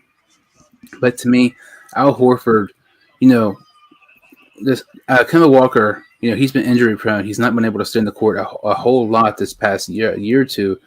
But you can make the same case for Al Horford. Al Horford's not going to be one of these guys who is going to get you 15, 20 points a game or a double-double like he used to. But he is going to give you that locker room leadership type of deal. I got the Wizards pick right. All right, is that number pick 15? Yep, I got that pick right, so I'm happy. So Corey Kispert, small forward from Gonzaga. Great pick here. Great leader, and he's great for the future of his team. And they also have the 22nd pick with that. I mean, just crazy trade with Russell Westbrook going to LA Lakers.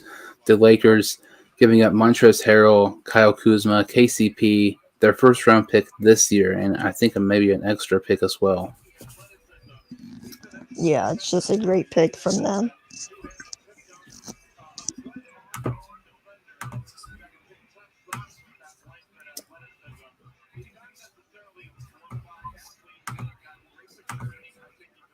Yeah, to me, one thing I do not like about the NBA is the fact that the draft is before free agency. To me, it just doesn't make sense. I mean, with the NFL, you love NFL free agency. Mid March, where's these guys going to sign? And then once free agency dies down, that's where we're heading to the draft. The NBA, Yeah, that's one of the things I hate. It's like, oh, we're not going to draft this guy because we might be able to sign this guy in free agency. And then, you don't end up signing him. And since you didn't draft that guy, you're pretty much screwed, basically. yeah. I mean, it's just weird, but I also get it. The draft is also later this year. It's usually about middle of the June time, but COVID screwed all that up. Oklahoma City, after this Washington pick, really intrigues me to see what they do with this pick. And, kind of looking. They took Giddy at 6.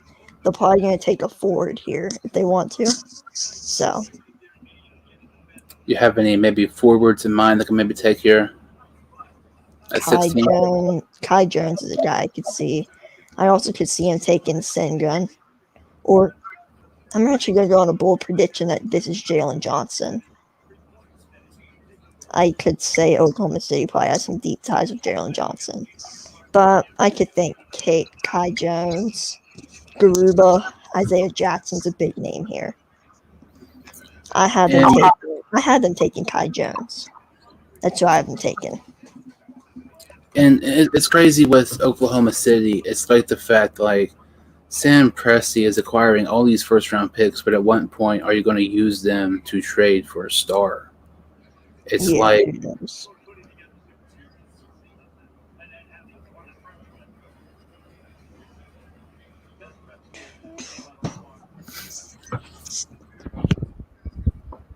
what pick are you on?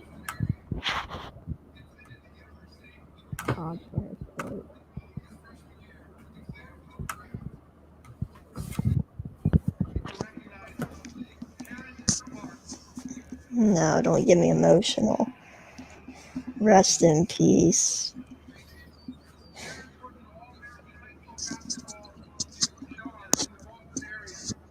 I heard BJ Boston gets drafted in the first round. That'd be pretty cool.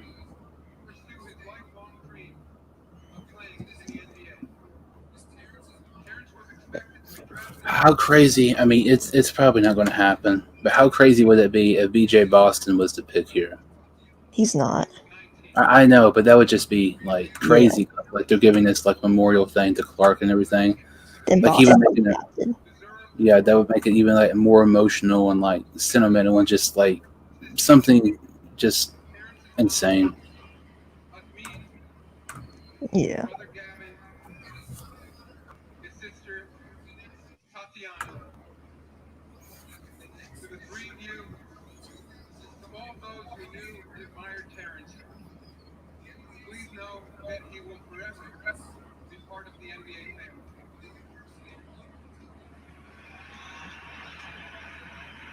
This is actually like I'm behind you by quite a bit. This is like super, super sad. I mean, the NBA, like the draft has had. Second.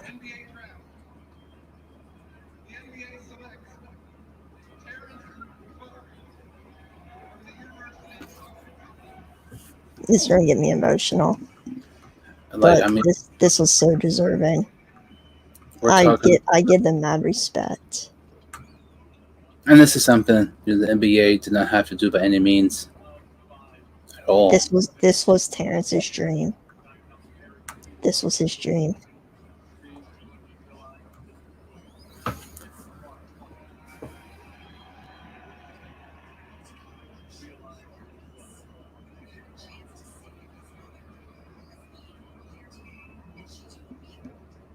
This is so sad. This is like an extreme. Like we're talking about who this next team will take, and then like this hits me, not coming out of nowhere. It's like an emotional, like roller coaster, basically. Like all of a sudden.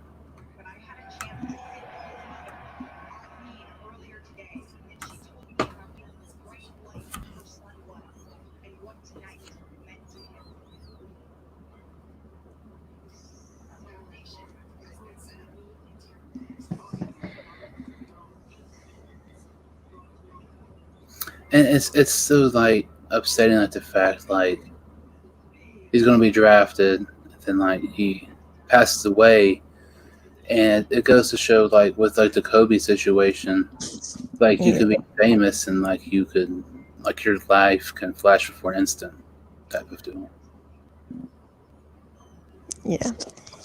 I'm kind of watching a draft for my guy, Dwayne Washington Jr. from OSU. At pick 16 here? Now I'm looking for him second round. Oh, He's like, since I'm an Ohio State fan, I like Dwayne's my guy. I actually got to meet him. that's pretty cool. Yeah. So, who's some of your like favorite Ohio State basketball players of all time? Mike Conley has to be one. EJ Liddell right now. D'Lo. Evan Turner. Those guys. Yeah, I really, really liked Sullinger, and I liked Turner quite a bit too. Yeah. I went to the years ago. It was a Christmas present of mine, and it was a time where the Celtics, that was probably at the time the most I've ever liked them, and I got to go to the Celtics Cavs game in Cleveland, and I got to meet Evan Turner. He was like really, really cool. I mean, he was already one of my favorites, but like after meeting him, he was even one of my more Holy favorites. crap. The Thunder are trading the 16th pick. To get another, that would be like Houston. at what point? What? They're trading the freaking Houston? Well, Houston has the draft capital because they have two other first round I'm picks. guessing. Holy crap. They're giving up 24 and 25. That's clearly, I mean, they are dead set on getting somebody because I'm trying to think who this could possibly be. If I had to think, I'm going to say like a guy like Sharif Cooper, possibly. Alperen Sengun, the center Euro guy. He probably wouldn't. Nah.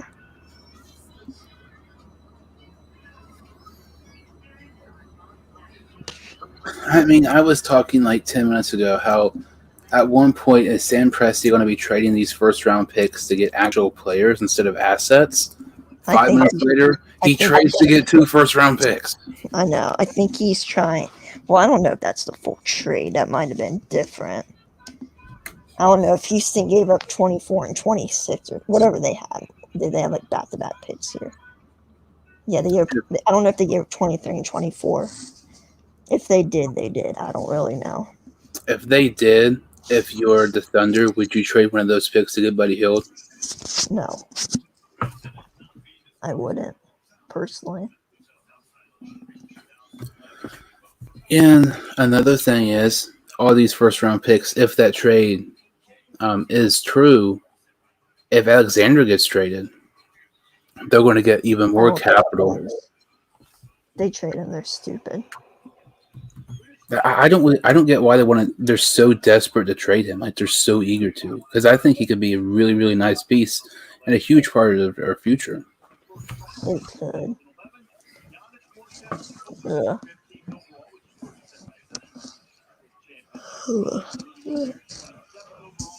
Sorry about yawning. I'm tired.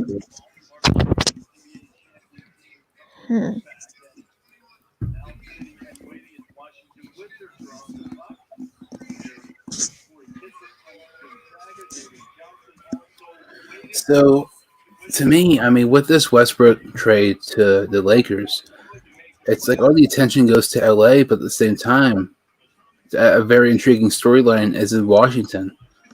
Washington got Bradley Beal some nice pieces. I wonder if he stays now because, I mean, Montrezl Harrell, Kuzma, and KCP, that's some nice depth and some nice players to help him in DC. There was lots of talks about Bill once traded. Now with this, I don't know if we will end up seeing it or not. I have no idea personally. He might get traded. Who knows? And I've seen some rumors that Bill supposedly once traded, but I think he wanted traded beforehand. yeah, and it's like I know Tatum and Bradley Beal are really really close. Bradley Beal actually babysat Jason Tatum when he was younger. Like they're really close friends. And I know lots of Celtics fans want Bradley Beal, but it's one of those like realistic situations. You're not getting Bradley Beal unless you trade, like I would say, close to Jaylen Brown, or like I don't even know what you could trade to get Bradley Beal via the Celtics if it's not Brown, because obviously they're not going to trade Tatum. But I mean, Smart would have to be a part of that more than likely. Or what do you think a realistic situation could be if Boston would trade for Bradley Beal? I see you looking at trading Jalen Brown for sure.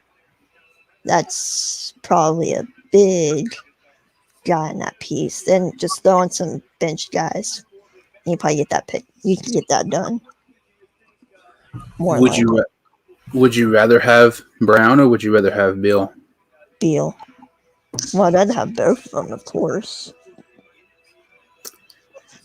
And it's like Houston is sending OKC 2 future first round picks for 16. Wow. that is Houston crazy. has 4 picks in this draft. Well, in this round. And with these trades, Oklahoma City will have like 52 first round picks in the next 2 years. It depends. I'm just very like OKC doesn't have that star player that attracts you to want to go to Oklahoma City. They have the draft picks, but until you start trading them, why will any top free agent want to sign with your team to make your team great?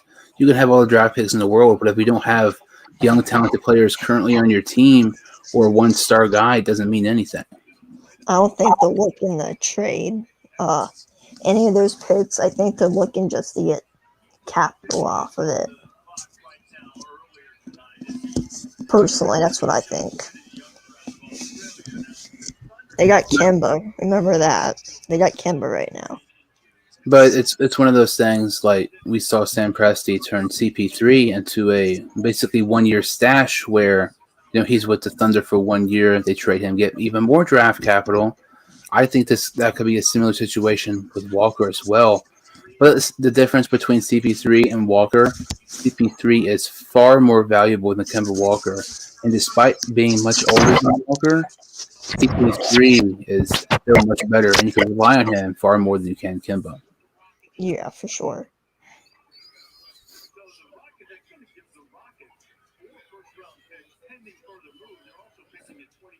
And I don't know, this is a type of situation like we saw in Philadelphia for years. Trust the process and everything like that. And then, we think they're going to be good. And then they have potential. And then they, too much hype. They underachieve. I don't know. This is basically a trust the process part 2 in Oklahoma City. But if it is, I don't get why you would waste this many years and trade all these draft picks, because the NBA has far more busts in first rounds compared to the NFL. In the second round picks the same way. So why I'm getting these type of guys who you don't like are going to be 17, 18 years old, 19 years old, when you can already get an established star? All of a sudden, you have a great roster. To me, Oklahoma City is one of the teams, to me, like they have potential, but they're not using their potential as they should be.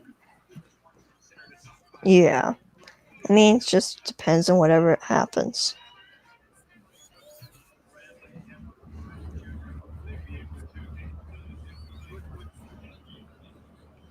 I still can't. Rockets gave up future first round picks owed by Wizards and Pistons to get 16.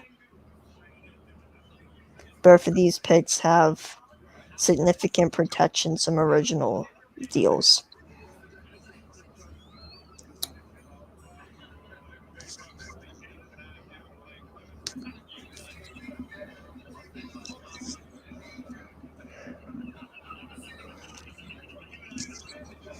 So, what's your predictions on the Bengals this year? Whew, that's a interesting thing because I actually have a video I was going to post in maybe a day or so. Like I'm doing a series where I do season predictions for each NFL team. I just did the Bears one today, but I haven't posted it yet. The Bengals one is next. Every single time I look at the schedule, I keep going back between 7 to 10 to 9 and 8. Uh, I mean, it could be either or. Like, it's just, hopefully we just see some potential out of this and some depth. And it's like I've kind of said this from the beginning. If Zach Taylor does not get 7 wins this season, he has to go. There's no excuse. Like at what point are Bengal fans going to stop giving him an excuse? Because really, look at the first year. Everybody said we were tanking, all that, trying to get a top pick. We weren't tanking. We sucked with Taylor. Last season, we showed some promise, but it's one of those, like you said, potential. This But year, then you can't blame him last year when you lose Joe Burrow halfway through the season. And then Mike Brown's too cheap to get an offensive line. Everybody blames Taylor, and look what he's given.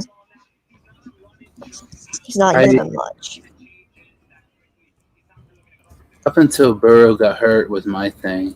Like, we had so many close games where we could have and should have won, but we were just unable to. Like the Philadelphia game, to me, like you go back and watch that game, we were basically content being tied rather than trying to win. Yeah. That's one of the parts I didn't like. I didn't like that at all. But realistically, I really feel like, they're going to surprise people in the fact, like, nobody thinks the Bengals are going to be good. Only Bengal fans do. So in that aspect, I think we will surprise some people. But it's like, I really feel like we're capable of possibly close to being 500 and maybe just above, because nobody knows our potential. Even Bengal fans don't even know what I feel like this offense is capable of, because all this young talent. We have arguably one of the best young talented offenses in the NFL. And I've kind of said this in a couple videos, and I try not to be biased. That's kind of why I have my predictions more realistic than other Bengal fans. But I really feel like the Bengals will not be last in the AFC North this year. I think it's going to be the Steelers. Yeah. Maybe. It depends on how Big Ben plays and how the offensive line holds up. And with the Steelers, you're going to get a great defense. The defense is part of the reason why they were so successful in years past. And it's like, it's just a matter of the offense can step up. The last half of the year, they clearly didn't. And, the Jets and the Bengals both had better records the last 4 games of the year than the Steelers. And with Roethlisberger not getting any younger, only getting worse, with a far worse offensive line, getting 4 new offensive linemen starters. With, Najee Harris, to me, I think is going to be good, but was that a great pick? No. Was it a good pick? Yeah. It's like they could have traded up and got a quarterback like Justin Fields. If I was Pittsburgh, I probably definitely would have done that. Oh, Pittsburgh's stupid, so. Yeah, it's like you can only do so much with a good running back, but when it goes to a good quarterback, that's where it's completely different. Yeah, for sure. Pick 17, Trey Murphy. Great pick here. So at this point, is there any major surprise picks to you? I think that a guy like Jared Butler's still on the board.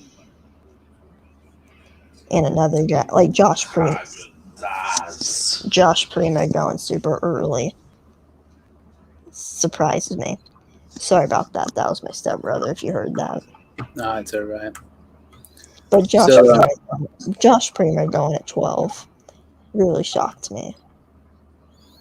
it's interesting because you look at, like, I know I've said it, like the NBA draft never ceases to amaze me in the fact, like, you know what's going to happen, and then there's like something out of nowhere that just completely shocks us, whether it's a top pick dropping or a top star being traded when nobody really expects it. So this is why the NBA just thrives throughout the draft, and despite people not paying much attention to the NBA or college basketball, this is why they tune in for like the major storylines and things that we don't expect to happen end up happening. This this first round has went way, way, way longer than I thought it would be. I mean, we're closing in on 2 hours, and we're not even at pick number 20 yet. No, we haven't. It's just shocking. I mean, it does take long, which I understand, but when the second round starts, it goes about really quick. It seems like the first 10 picks are like an eternity, and they take like 15 minutes each. And then the rest of the first round is like 10 minutes, it seems like. And then once it goes to like the second round, I mean, it is just it's like a pick every like 3 or 4 minutes. It's crazy how much different it is just between one round. Yeah, for sure. In a way, it's kind of weird because, I mean, when you have a top pick, you think it would kind of take faster. If you're locked in on some guy, you would already kind of have your pick in and everything. But, with the second round, there's a lot more under the radar talent compared to other teams' big boards. The fact it takes you quicker, to me, is just very interesting. Yeah, same. This has been a really weird draft in a way. Also, Zion Williams going that early surprises me.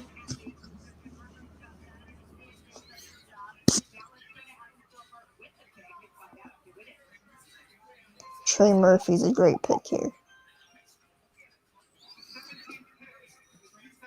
So, kind of an update on the Max Scherzer thing. As of right now, It's gone through. It has gone through? They're finalizing it, but Scherzer did say he accepts his no trade clause. Prospects that are going are Josiah Gray and Keibert Ruiz, which are the two top prospects. Did not realize Trey Turner was a part of that trade either. That's crazy. Yep. And that's that's just crazy. Then two mid-level prospects. So the Nationals are getting the 1 and 2 prospects of the Dodgers, and they are getting Trey Turner and Max Scherzer. That is. They're also getting a couple lower level prospects, like guys who are ready right now. That is insane. If I go back to look at this, I'm pretty sure I can see which guys. Let me see Jeff Passan. It's just weird. It's crazy, It's like that news isn't being talked about a ton because the draft is going on right now. And, I mean, with the Olympics, primetime thing going on right now as well. Like, that's the biggest trade today in the MLB. But another trade that's not being talked about at all, Anthony Rizzo gets traded to the Yankees. That is crazy. Not even that shocked. It was bound to happen. He was going to go somewhere. That one didn't shock me as much. It's just the fact, like, the Yankees always get these guys, and they continuously underachieve year after year. I cannot stand the Yankees, and I always think it's funny, like, they get all these guys, like Stanton, Judge, Now they got Rizzo, some other guys. I'm a Reds fan. I'll always be a Reds fan. That's my team. Yeah, I hate the Yankees. They're easily the team I hate the most in the MLB. I can't really get into baseball a whole lot. The more I watch it, like the less I get into it type of deal. Yeah, I understand. And it kind of Yeah. goes back to the NBA. Yeah, What was that? I'm just kind of talking to myself there for a second. Hero And 18 is an interesting pick. I am like way behind. I don't know why my TV is like all Where behind. are you at? Where are you at? 2 minutes to go with pick Same. number 18 for OKC. Oh, I'm at like 229 left. And I mean, with the NBA and the MLB, I just feel like it's harder to watch because it's like everything now is a lot softer than it was in years past. And like players in baseball and basketball were so much, their stats might not be as impressive as some of these guys who were hitting 50 home runs or averaging triple doubles. But back then, it was just so much harder to do. And I know the level competition and the athletes now are far more athletic in years past. But it's like They are. it's like the sports are just becoming easier and easier and soft. Yeah. My Snapchat's still broken. Yeah, it's the number one trend on Twitter. I know. Mine's broken. Like straight broken.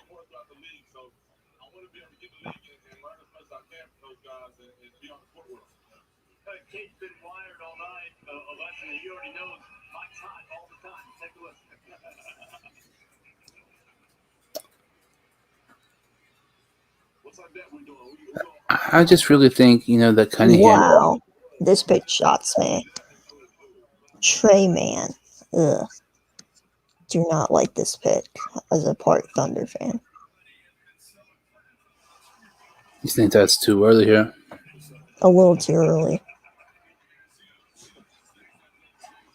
I mean, I'd kind of rather take Sharif Cooper over Trey Man.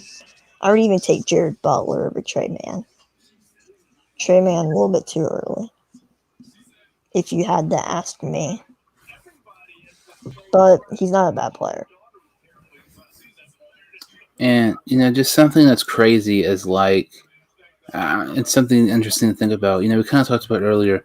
I really feel like Cade Cunningham can be an extra piece for Detroit to kind of help them to possibly be a playoff team this season, because I really feel like the young talent on Detroit is being overlooked by some people. I know they've sucked for years and haven't even won an individual playoff game in a decade, which is just crazy to think.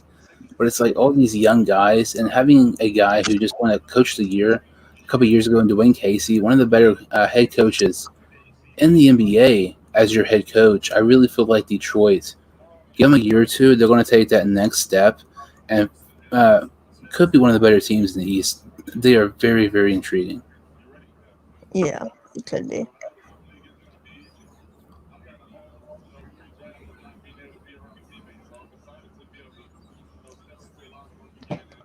So I see on the last show you like some wrestling. I was just about to talk about that. Yeah, are you into WWE, AEW? What are you into? All of them. Did you watch AEW last night? Yeah, Nick Holy Mother effing Gage. To me, so who's your some of your favorite wrestlers of all time?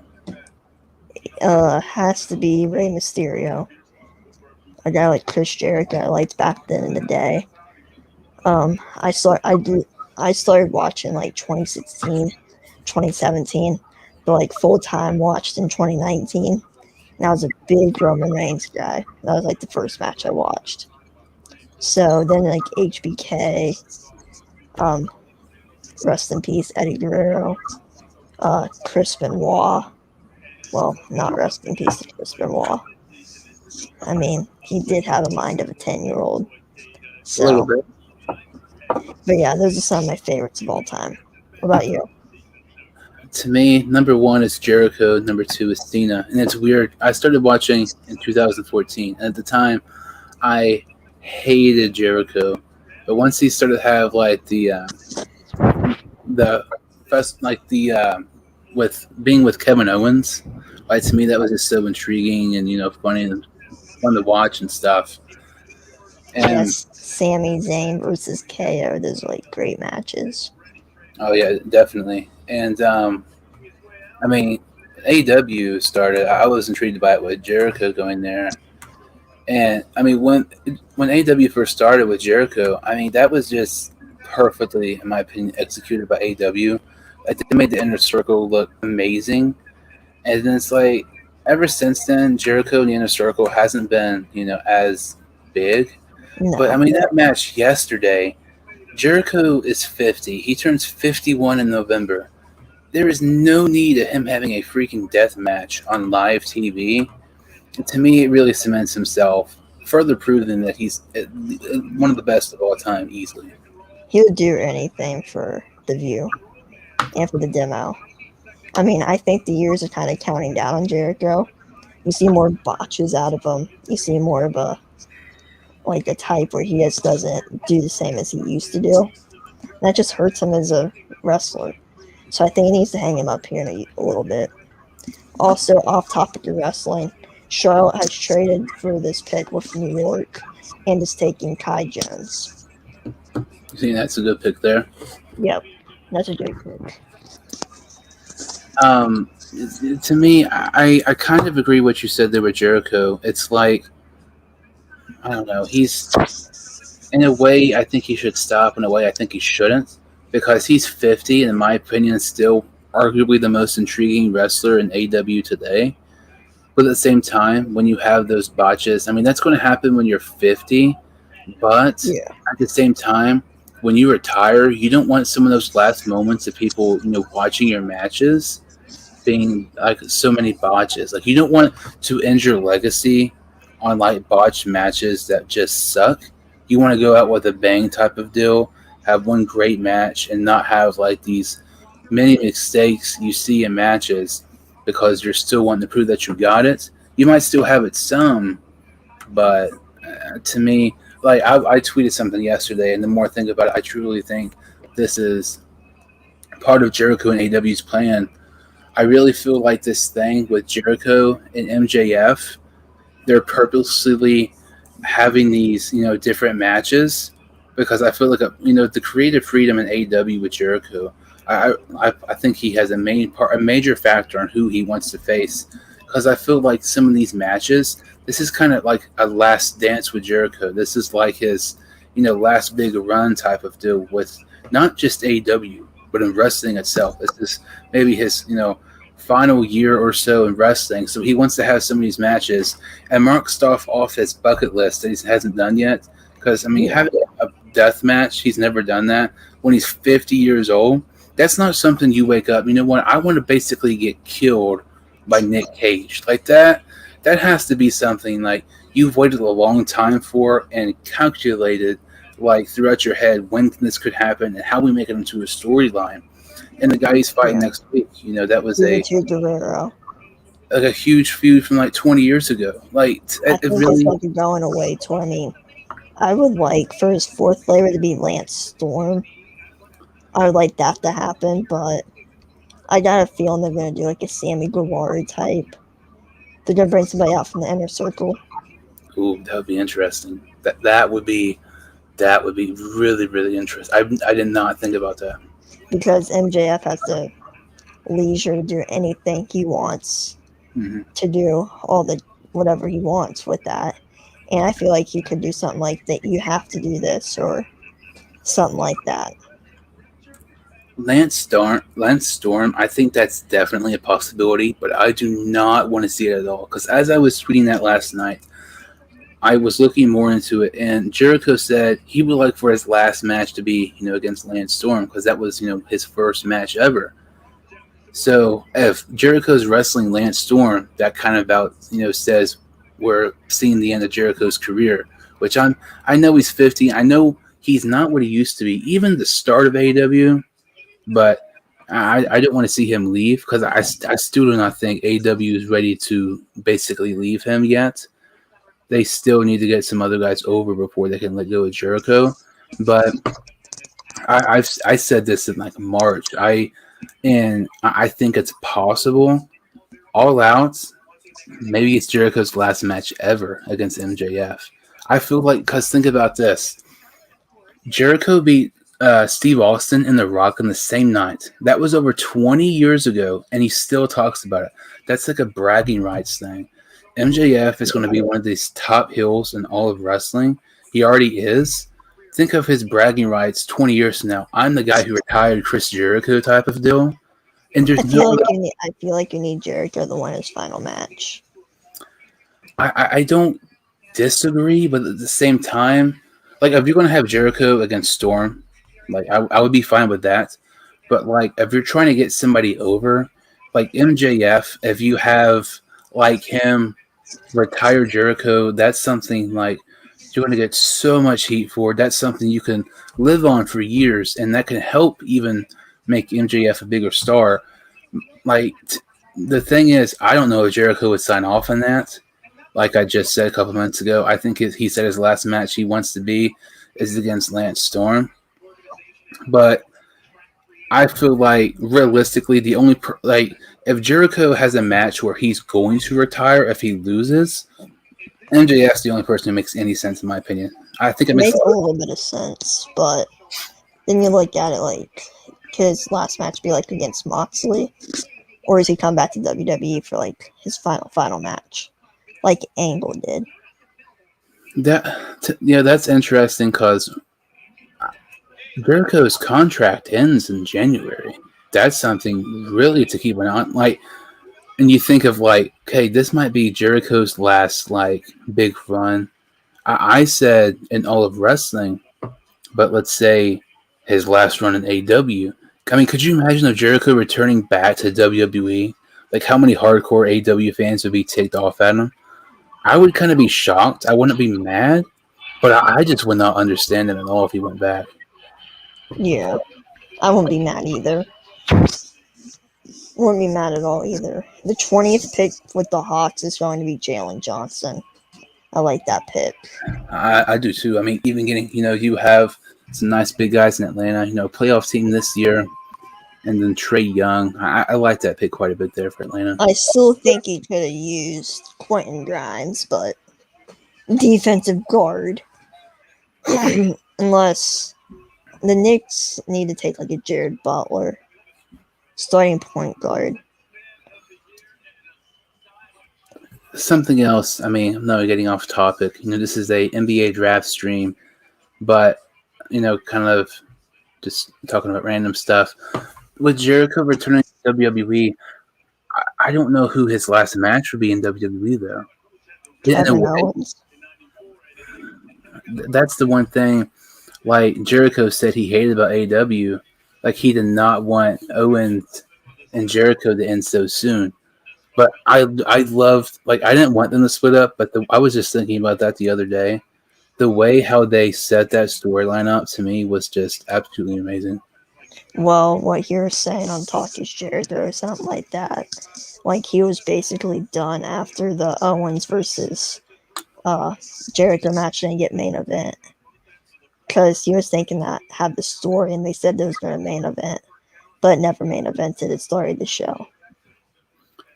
And, that's a big part of the reason why he left. And, he said if the Inner Circle was with WWE, they would have been split in 6 months, which, let's be honest, realistically, that is probably would be the case. It probably would have been split in like 3 weeks. Yeah. That's another, what's their faces, the Hart business. Yeah, that was stupid. That doesn't make any sense. Then when Vince says he doesn't view AEW as competition when you're getting like 3 million views, WWE is at the most. It's SmackDown, all your shows combined gets about 3 million views possibly. Then you have AEW, whose shows get probably like 2 million views combined when you look at the YouTube numbers. And I mean, to me, something else, it's like, what if Jericho's like one last, big hurrah is kind of like letting some of these guys building up, like a Darby Allin, Hangman Page, building themselves up while also adding, Daniel Bryan and CM Punk, because Daniel Bryan's already signed with AEW, which to me is just, I still can't believe it. And CM Punk's most likely signed with AEW, or they want to announce that Chicago United Center last night and have Darby name drop basically CM Punk. And They teased it so much last night. Then they went towards the crowd and they were chanting CM Punk. and exactly, like, CM Punk has his rights for his own name, but he was CM Punk in WWE too. Clearly, if that was a WWE legal name, they would not be showing that. Like, they would be censoring the name. The fact that they're encouraging that, it's clearly evident, and the fact that Tony Khan's special announcement was having it in Chicago, it is just crazy. I never got to watch SummerSlam weekend as well. What? SummerSlam weekend as well. Oh, I did not know that. That is interesting. The night before SummerSlam is when the show airs. That is Like very it airs right after SmackDown. Wow. So that's where my thinking draws to where it's going to be CM Punk. Or it's going to be Daniel Bryan. Who knows? I saw some that that is crazy. I did not know that at all. But with CM Punk, to me, it's interesting. I never got to see him wrestle because I said I started watching in 2014. The first ever really one I watched, it's crazy because the first one I watched was the night after WrestleMania, and it was when Rollins turned on the Shield, and I didn't know what was going on. So there's nothing on. I'll watch this again and watch it. Next thing I know, I'm like a full-time fan basically. But CM Punk retired about a couple months before. That happened and everything, so I didn't get to see him. And it's like all these WWE people, fans, want CM Punk in WWE for years. CM Punk's supposedly going to sign with AEW, and now they bash CM Punk. Oh, he's washed. Wrestling fans, AEW and WWE, are very, very hypocritical. Like, to the point it's just absolutely crazy. Yeah, it is. And, you mentioned Darby Allin. I was really, really cool. I went to that Comic-Con thing, and, Darby Allin's thing, I kind of got to interview him. It was on, like, pretty much everywhere. Fightful. It was on a bunch of them. Yeah, Fightful. I think Ringside News, Cultaholic Wrestling, which I honestly did not know was that big. I went on their YouTube page, and they have like 650,000 subscribers. Yeah. Did they mention you on their YouTube channel? Yeah, they mentioned me on their YouTube, which, like I said, has that many subscribers, and then another. It was like a wrestling fan page on YouTube mentioned it. But it was crazy because I purposely tried to ask a question for Alan to answer that I knew could possibly like try to get a headline. I honestly did not think it was going to do that though. No. And where it was at, it was in Lexington, which is just like a 2-hour drive. It was announced a couple of days ago. They're having like a Comic-Con thing, so very similar to what it was like a couple weeks ago. They're having Darby Allin again there, Ty Connie there, and Guevara, which I'm really, really hoping I get to go to that.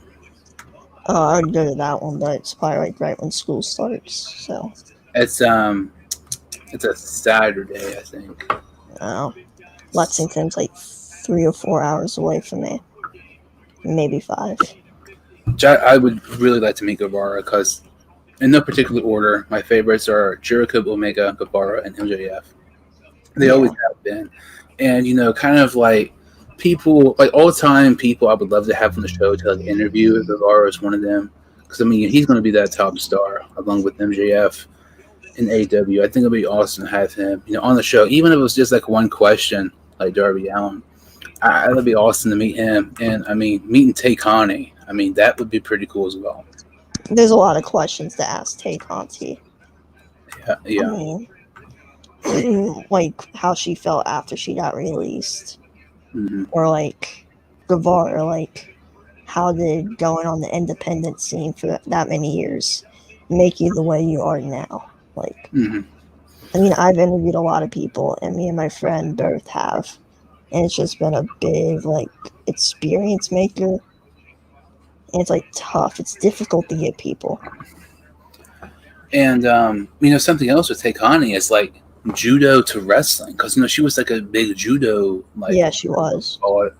in her country, and then she goes to wrestling, like real sport to a predetermined sport. How much different it was at times not actually hitting your opponent compared to like actually hitting them. Yeah, it's a weird thing to remember, and it's like honestly weird when you interview people because you're like, I don't want to mess up, and it's just really hard. Yeah, I've done that before. It's weird because it's like you go into some interviews and it'll be like, oh, I'm not really nervous about this one. You get done with it like, holy crap, that was horrible.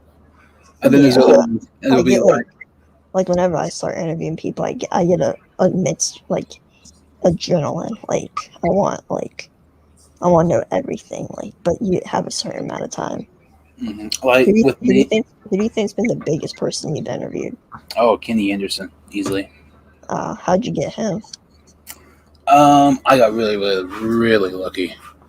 The first day he made a Twitter account, I messaged him, and he messaged me. I was like, because he's been in like tons of like Bengals based podcasts, but mine was like the first one he was on before he got like other ones, and I've tried to contact him again, but I've never got a response. I know you just had Fred Johnson on.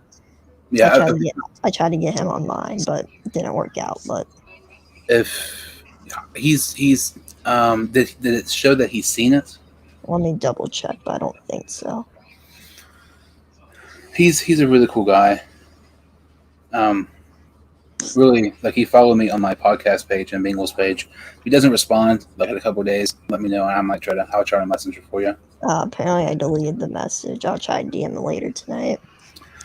But yeah, Kenny, like I have a notebook, and it's like honestly, some of the people like I've not done like a ton like other people I know. Like the ones I've done have been like somewhat big names, like Anderson, Bengals wise, Fred Johnson, Jason Campbell, which to me, all the interviews I've done, I know this sounds crazy. Jason Campbell interview was easily my favorite of all time because not many people know it. But before I was a Bengals fan, I was a big Redskins fan for a couple years. And Campbell was like my favorite player.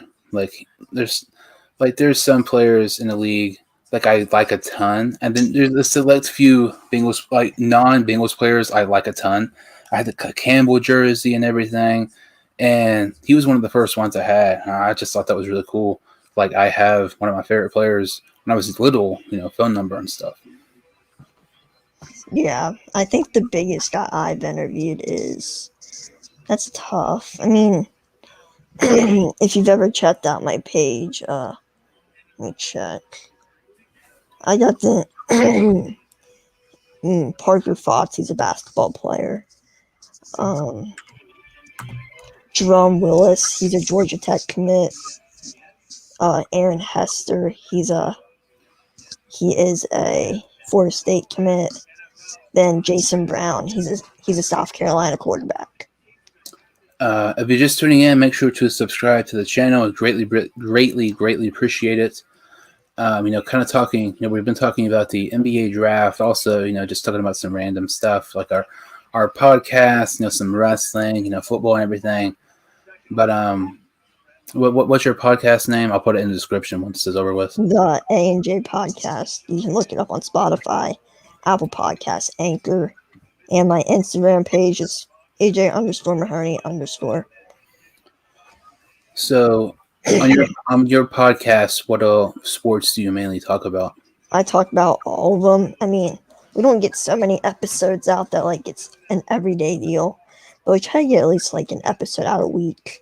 Mm-hmm. And sometimes it doesn't work out, which it always not all the time it does, but it's just an overall just experience. Like we talk about football, baseball sometimes, and basketball mostly.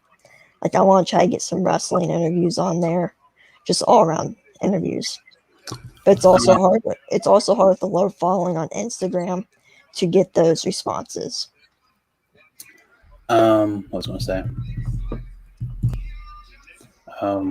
Do you remember Dan Straley who played for the Reds? Yes. You can maybe try him. I've done one with him. He's a really nice guy. I'll try. I can see.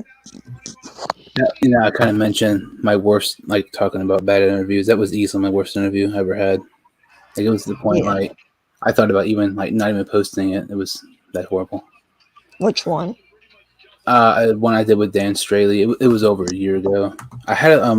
I had it on my Spotify stuff. All my like interviews I did last year are on Spotify now. They're on like a thing I save.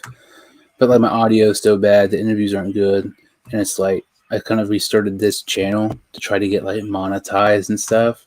So kind of starting off fresh on Spotify, Google Podcasts too, because I feel like starting off fresh would kind of be a better idea because I know what I'm doing more now, and the audio is not as bad as what it was when I first started off. Yeah. What's your Spotify name? Sports Dude Hine Show. It's the same thing on everything. Spotify, Google Podcasts, YouTube, Twitter, Instagram, all that stuff.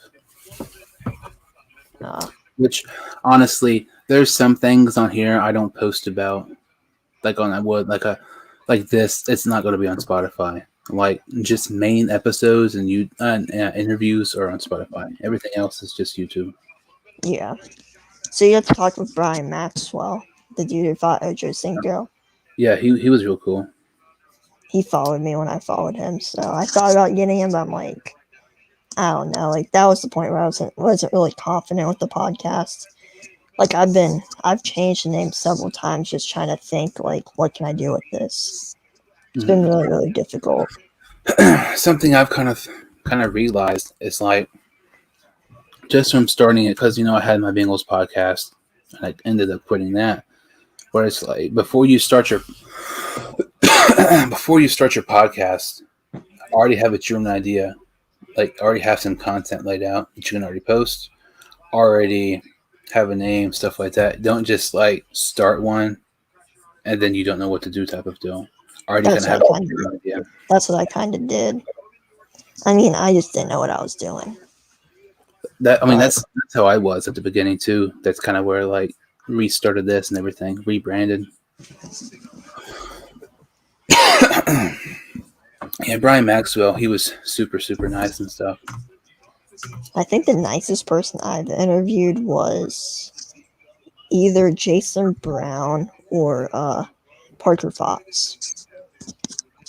Parker Fox is really cool because he like was legit like really like nice. Like he knew what the answer. But I thought about getting back up with it. I mean, I just haven't really DM'd anybody.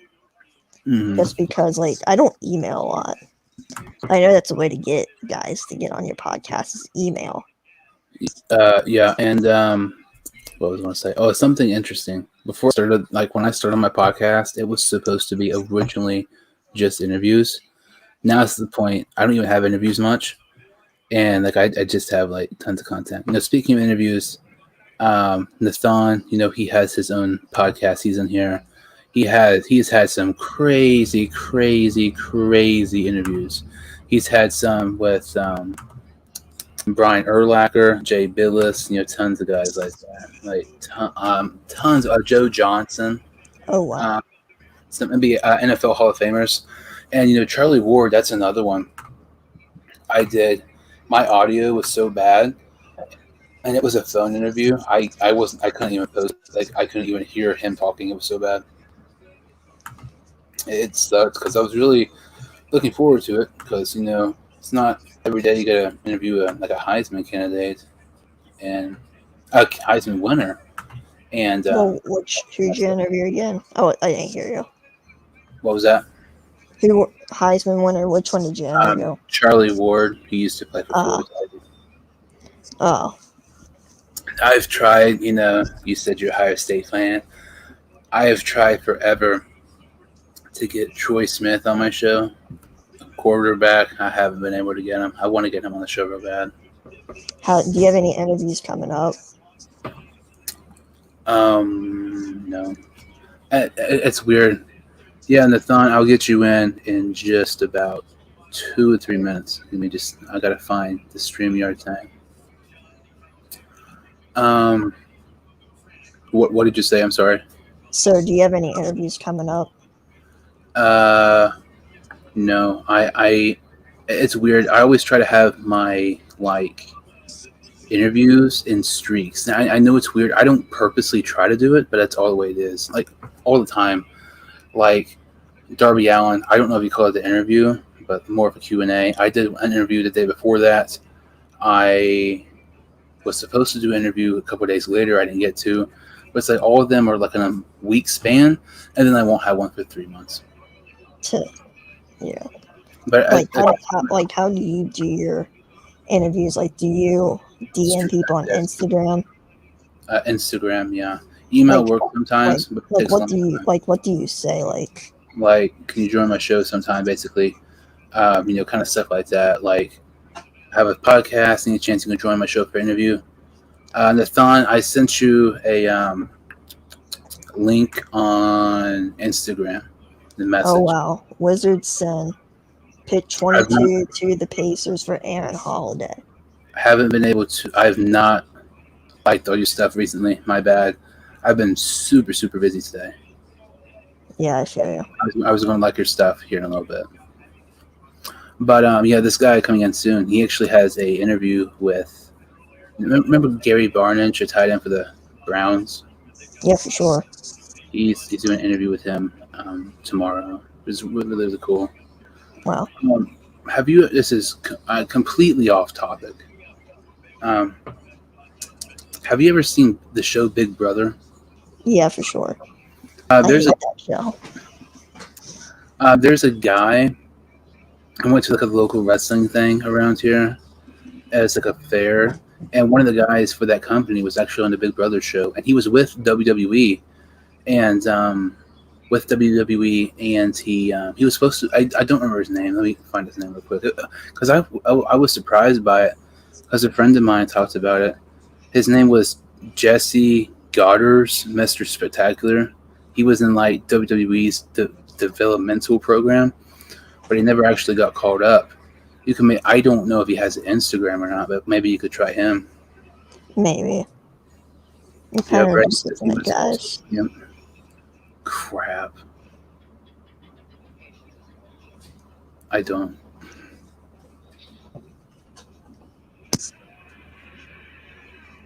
Just 1 second here. He said he got the link. I forgot to send him a link. Completely forgot. Uh, Braden. uh, I didn't know if he was going to join or not.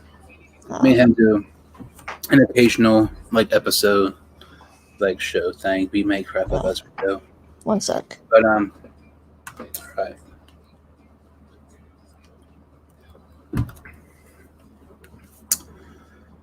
At this point, honestly, let's see here. The Rockets, I believe, had a 23rd pick. I think this pick is getting traded, if I'm correct. It's been crazy with trades. I haven't even been paying attention. I mean, we've had No, this pick is not being traded. There's been so many trades. My phone's blowing up. But yeah, there's a couple of guys I'll try. Lee Majority. He's a big guy in the point of independent wrestling. He just signed with MLW. So he's a big guy. So a guy you interviewed was on MLW, signed with MLW? Well, a guy I'm going to try and get an interview with doesn't, get it, but a guy I'll try to. It's just, it's hard to get interviews if you feel. Especially wrestlers. WWE, don't even try. No. You get them. The funny thing is, I tried to get HBK one time because he answers his Instagram DMs. So Wow. I've had a few conversations with HBK. Ooh, Hugh Jackson. If you want him on your show, I almost guarantee you he'll join it. I'll think about that one. Because Nathan, he's in here. He's done one with him. He's a part of their foundation. And I got to do one with him. He's a super, super nice guy. Every single time I've messaged him, he's responded back. Oh, I like this pick for the Rockets. I love this pick for the Rockets. Snapchat's so broken, dang.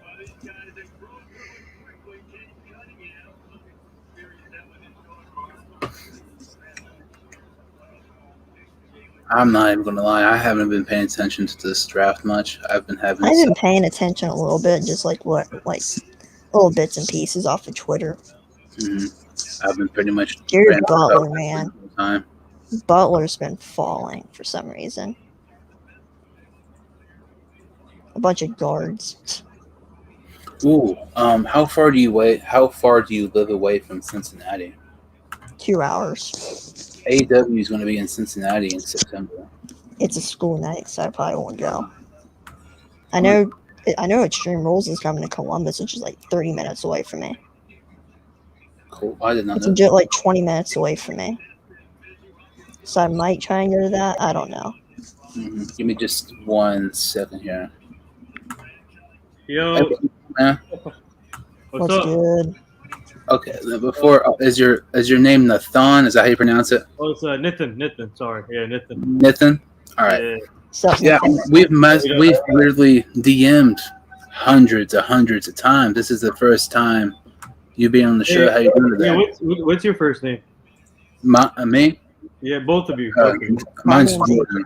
My name's AJ. Okay. Yeah, nice. And thanks for having me on, Sports Dude. I love what you do. I love your content. You're doing a great job. Thanks. I really appreciate it. And I mean, all the stuff you're doing is like all the interviews and stuff is insane. And Thank you're doing you. great work. What's your podcast called? I'll follow it. Or Our show is called the NR Hour. The NR Hour. how do you spell that? Wait, on Instagram or Twitter? Oh yeah, Twitter. Do you have Twitter and Instagram? Yeah. Both of them are the same. THE Okay. NR underscore. Oh no, sorry. THENR. Oh, I gotcha. Okay. Man, So how about you these crazy trades today? Crazy, It's been really That's- crazy. that is crazy. It's been especially in baseball. Man, yeah, freaking. I'm a Trey Yankee Turner. fan, man. We got Joey Gallo and Anthony Rizzo. I'm a Reds I fan. hate the Yankees. I'm a Reds fan. We stayed depressed. No bullpen help. No, we gave you Sessa and Justin Wilson. Yeah, There you Sessa's pretty good. I mean, Wilson did good yesterday, so So That you guys helps. are all Cincinnati fans, sports fans. Yeah. yeah, I I'm like a Cincinnati Reds fan. I like the Bengals. I love the Bengals more than the team, but baseball, I don't know. Like I don't follow the Reds enough to like them a lot, but I Oh, follow the Cardinals some too. I know they're the rivals, but my dad's like a diehard Cardinals fan, so I don't really have a favorite MLB team. I'll watch the Cardinals and the Reds, but that's the only teams I really follow. what's your Twitter? Mine. I already follow you. My Twitter is one sec. Let me see. AJ on my Twitter name's AJ underscore Mahoney MAHONEY 4 AJ underscore. What is it? MAH. MAHONEY 4. Then my Instagram's basically exact same, but without the 4, just put an underscore at the end. Oh, okay. Yeah, you followed me already on Instagram. Yeah. Oh, let me see here.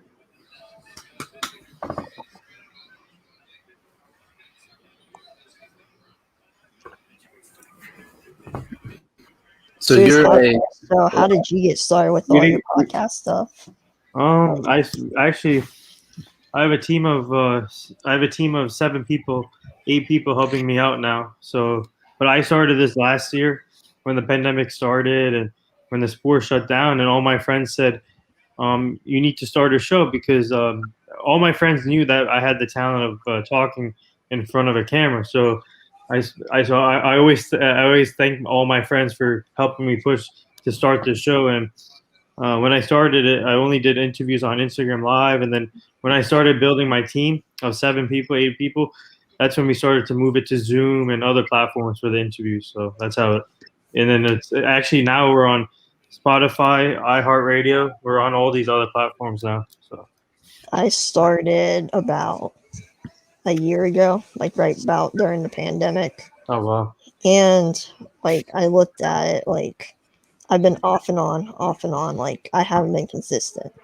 This is probably the most consistent I've been with it, but it's like always like not getting people. It All right, just, we can help. We're helping. We're actually. What's your name again? I forgot. SC Sports Dude. What's your name again?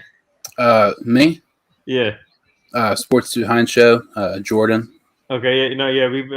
We've been helping Jordan out too with his show, and then we can help you out too. oh, awesome.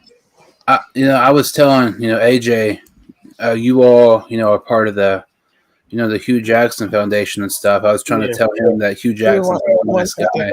1 second, Jordan. So what's this whole Hugh Jackson Foundation? Like, if you don't care if I ask. So yeah. So we're trying to help him we're trying to help him prevent human trafficking. Awesome. Like, yeah. that's a great foundation. Yeah. So we're trying to. Yeah. I was so sad when Hugh got fired. I know. I've been begging for him to be back, but now he's the assistant offensive coordinator at Tennessee State with Eddie George. That's a great place for him. Yeah. They got former players right there. But he'll go back in the NFL pretty soon, for sure. Hopefully. I mean, Eddie George is a dream interviewer of mine. Oh. Who? Eddie George. Yeah. Same here. Like, I really want him. I got to meet Clark Kellogg one time. Oh. I feel like I got to meet Eddie George before. I think I got to meet Eddie George. That's awesome. Is the Eddie George Steakhouse still at Columbus? I don't know. My dad went there years ago when they went to the Ohio State game. We just followed you on Twitter, AJ. Oh, thank you. I just saw that. So I know you're a big Cowboys fan. What are your thoughts on them? What are your thoughts on them signing Malik Hooker the other day? I love it, man. Malik Hooker, bring. He's going to bring a lot of when he's healthy. Obviously he can produce, and I think we're not done making moves because I heard that we're interested in Xavier Howard now from the Miami Dolphins. So that's a crazy move. So I feel like the Cowboys going all in this year with defense and with Dan Quinn on board. I think we're taking full advantage of it. And Malik Hooker, man, this guy, what a great. We got him in a bargain price too. So he's a former Buckeye. Yeah. Former Buckeye. Yep. Can you tell us a little bit about Chidobe Awuzie? Did I pronounce that right? Yeah, but he's not with us anymore. He's with the where is he? With the Jordan team. Yeah. So so we have. Oh, you're a Bengals fan too, AJ? Yeah. Okay, yeah. So you're gonna get a guy that. So he's man. This guy, he knows how to play the game, obviously, and you're gonna get a hard nosed player. I like him a lot, actually. He's gonna bring intensity to your defense. He's gonna break off balls. He's gonna tackle hard. He's like you can play him anywhere. He's like a Swiss Army knife.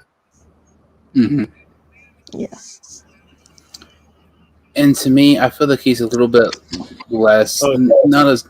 What was that? Oh, can you hear me? Yeah, you were breaking out there for a second.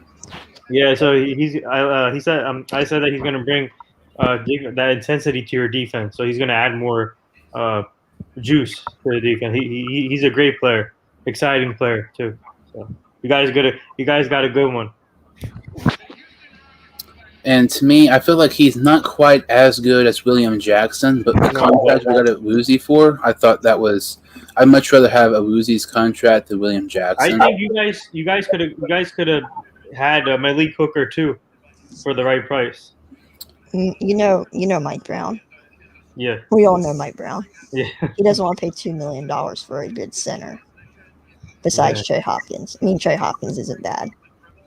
But Josh Christopher here, the Houston, kind of like it. I mean, and to me, like Malik Hooker, I think that's a good signing. But honestly, my favorite signing for the Cowboys defense is easily Keanu O'Neal. Pairing back with Dan Quinn.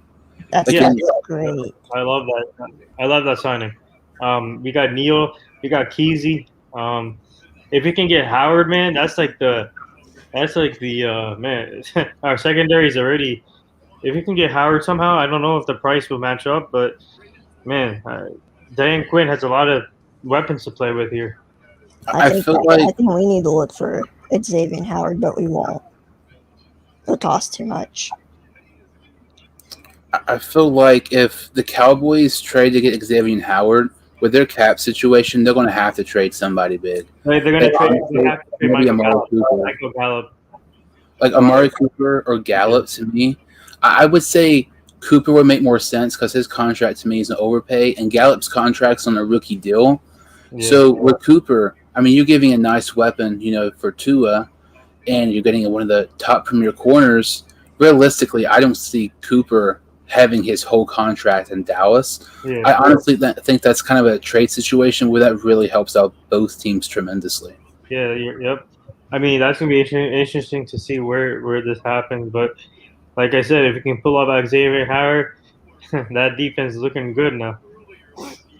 Realistically, I know some Cowboys fans do not have realistic, some Cowboys fans, 17-0, the crap like that. Realistically, what would you say is your season prediction record for the Cowboys?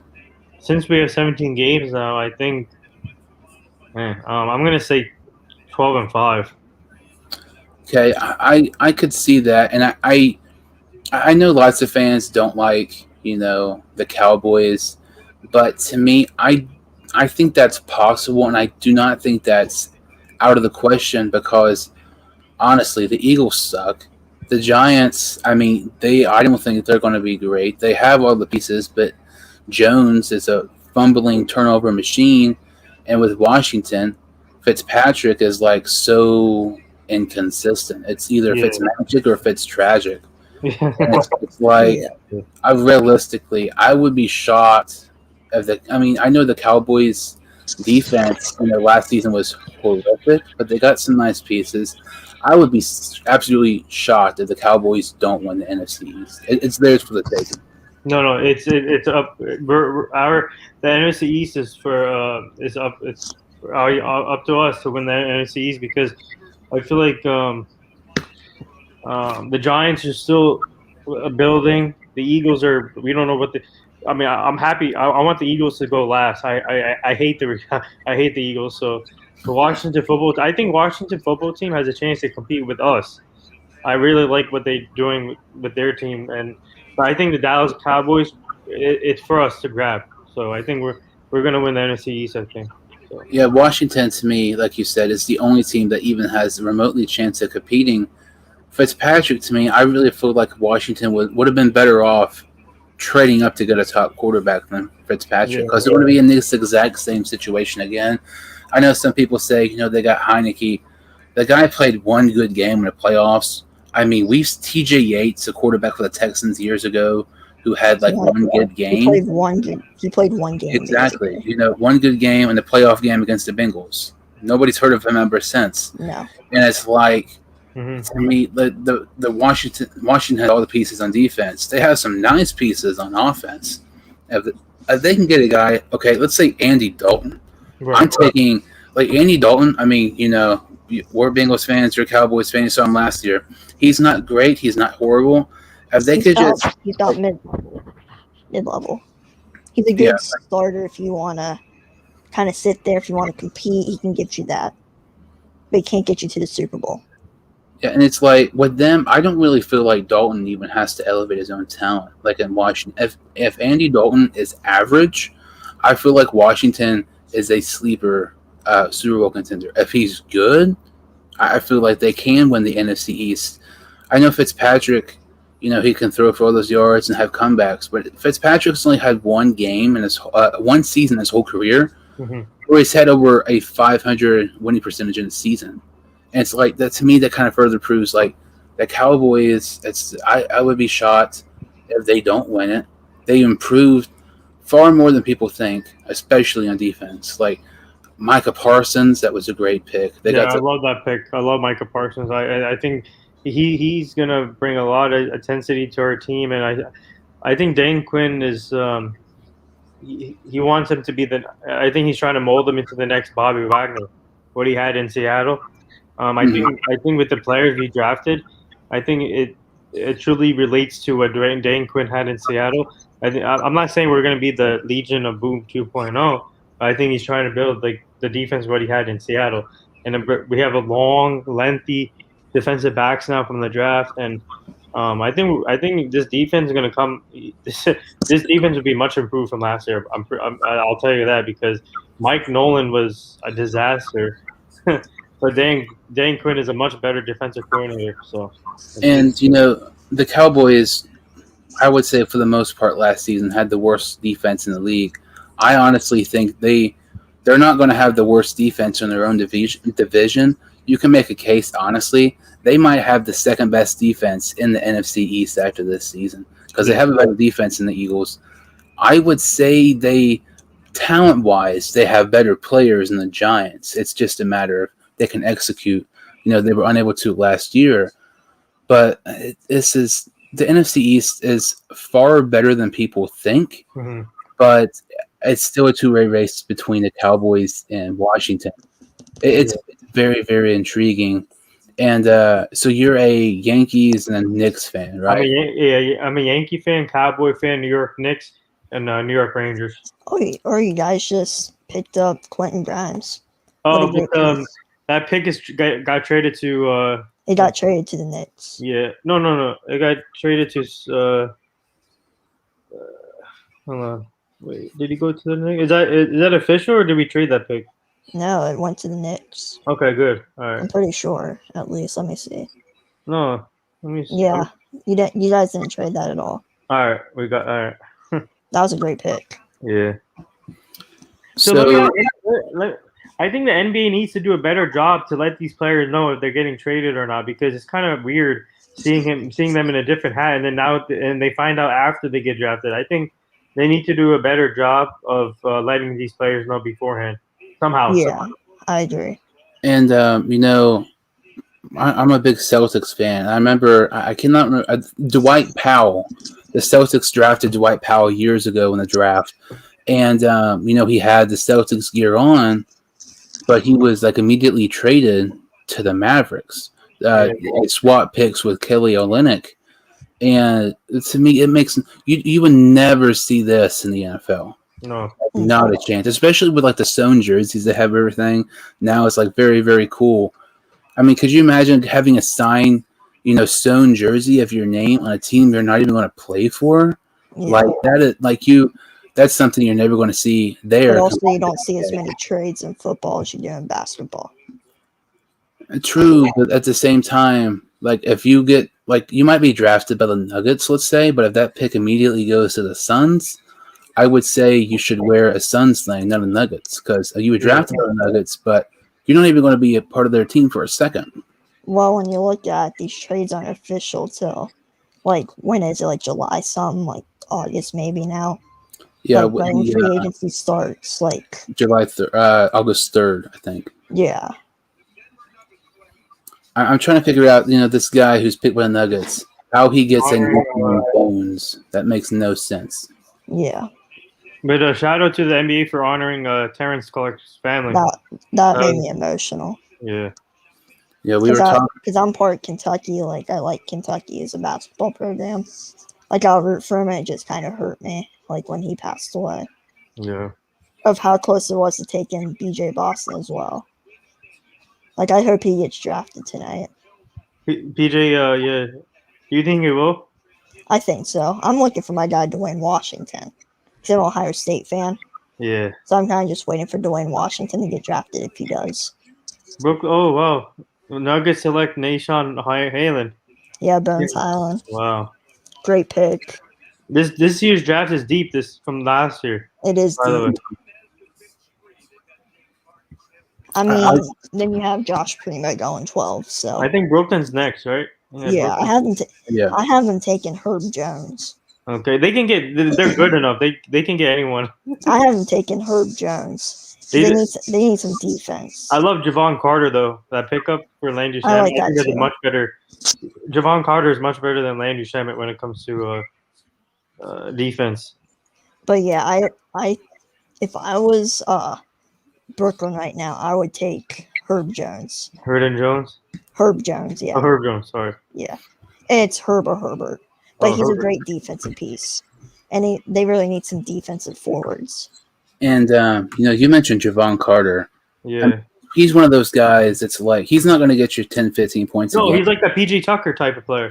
Exactly. Like he's going to be the guy. Like if you're going to score against him, you're going to have to give 100% score against him. He is tremendous defender. He gives it his all 100% of the time. It's like every single game, like he's out there. He's like a lot down defense. I know some players like, and it seems like especially now in today's NBA, like they only play defense when they have to. Yeah. Javon Carter is one of those few guys who is playing as best as he possibly can on defense when on you every single possession he possibly can. Yeah. I thought it was a great trade there. See, the one thing I don't like about these teams is whoever wins the championship, then the teams try to copy that championship team with the players, what type of players they had. So I think, but Javon Carter, he reminds me of PJ Tucker. So 100%. Yes. And it's like, okay, you mentioned like kind of a replica of these teams. If it wasn't for injuries, the Nets would have been in the finals with Kyrie, Harden, and Durant. The Lakers do the exact same thing, try to get a big three of their own, and Davis, Westbrook, and LeBron. So what were your kind of thoughts on the Westbrook trade to the Lakers? Oh, that to be honest, I think that the Lakers were focused on Buddy Hield, but never gained traction. So I think they shift gears to. Here's the thing, Skip Bayless made a great point on Twitter earlier. He said that the Lakers needed a. See, for example, Westbrook loves to have the ball, right? Sometimes.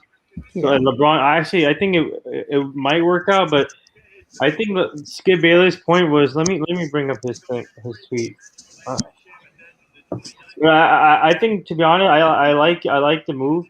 I think it's a good move for Westbrook coming back home from obviously he played for UCLA, but this is what Skip Bayless said. LeBron James is still the best passer in basketball. Lakers are best when he's playing point guard, initiating the offense, and now they added Russell Westbrook. I realize LeBron needs to surround himself with all the stars he can get, but not this star. He said that Skip Bayless called this a desperate disaster.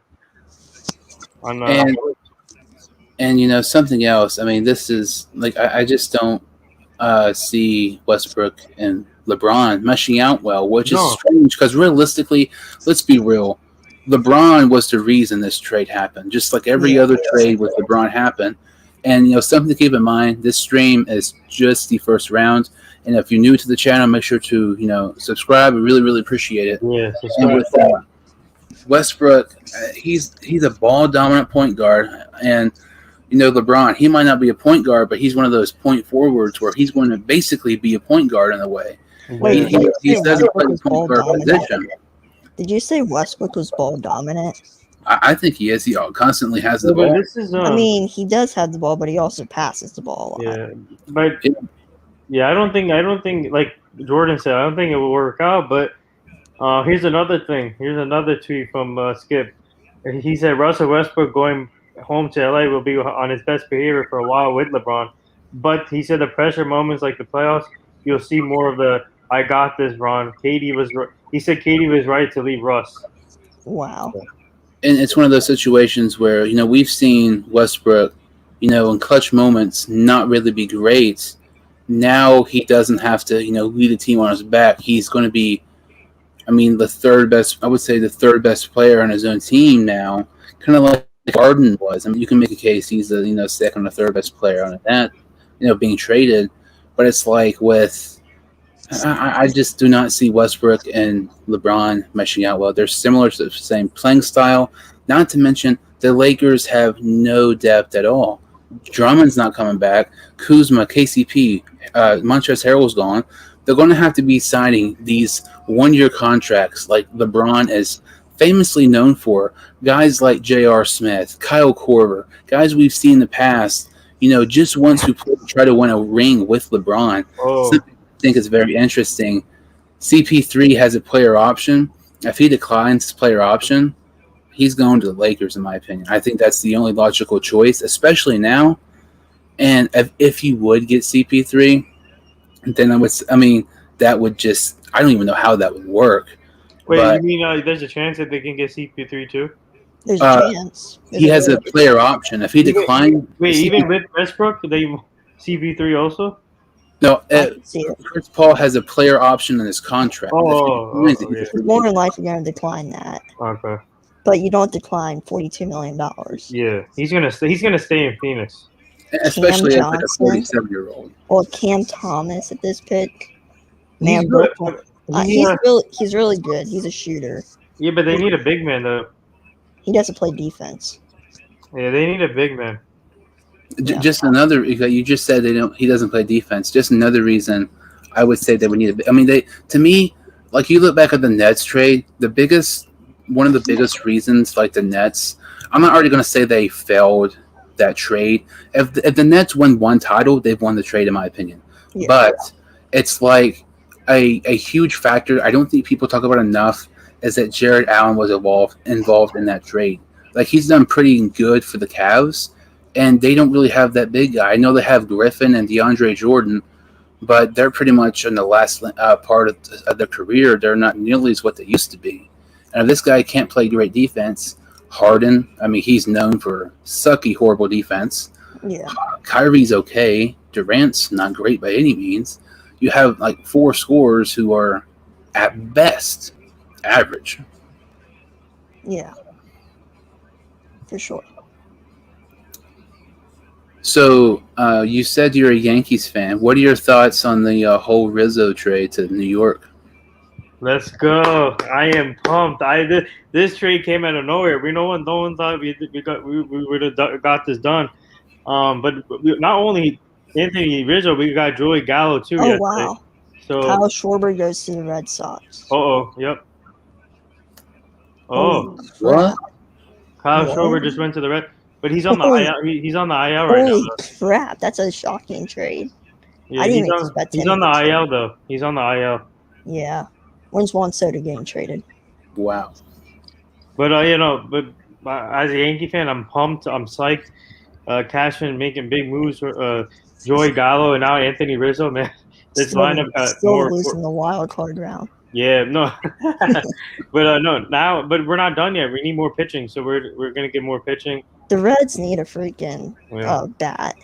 We need another bat, yeah. but we're probably done at the deadline. Which I'm happy with the moves. Michael Givens, Luis Sessa, hopefully Justin Wilson just ups his game. Yeah, but yeah. So I think we need more pitching. The Yankees are not done. I think Cashman is still working the phones, and here's my prediction. I think we're gonna end up at the bullpen guy, and we're gonna end up at Jose Barrios.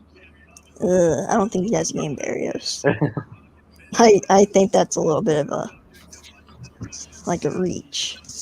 Yeah, And it's just crazy. It's like time and time again. It's like, oh, there's a top guy on the trade market. Let's see where he goes to. Yankees. Oh, there's another guy in the trade market. Let's see where he goes to. Yankees. It's like all the top guys go to the Yankees, and it's like in this trade deadline. The trade deadline is Saturday, and we've already seen a ton. Like Adam Frazier, Anthony Deadline's Rizzo. Friday. deadline tomorrow. Deadline's tomorrow.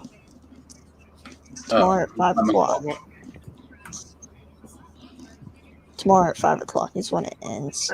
Yeah, like I said, I'm not a big baseball guy. I thought it was actually Saturday. Oh, it's fine. So here's what Russ had to say on Instagram. Thank you, DC. You welcomed my family and I with open arms from day one. Everyone from the front office to the training staff, the coaches, my teammates, and the fans. I'm grateful y'all took your chance on me and supported me every step of the way. I'm blessed to have been part of such a stand-up organization. It didn't take long to make a home in DC, and I will forever be grateful and appreciative of my experience with the organization. Thank you. So, what are your thoughts on Bradley Beal wanting to say now? To me, that's kind of interesting because if I'm him, I'm actually kind of considering staying because he wanted traded before all this Westbrook situation happened. But what team's going to take his contract? Like to me, one of the top teams that make the most sense is the Celtics, but they would have to trade Jaylen Brown. Mm-hmm. His And contract is I don't know. horrible. He's getting over like 40 a year. I don't know if he's worth that though. Yeah. I mean, he's good, but I don't know. I feel like I would rather have a couple young pieces on cheaper deals.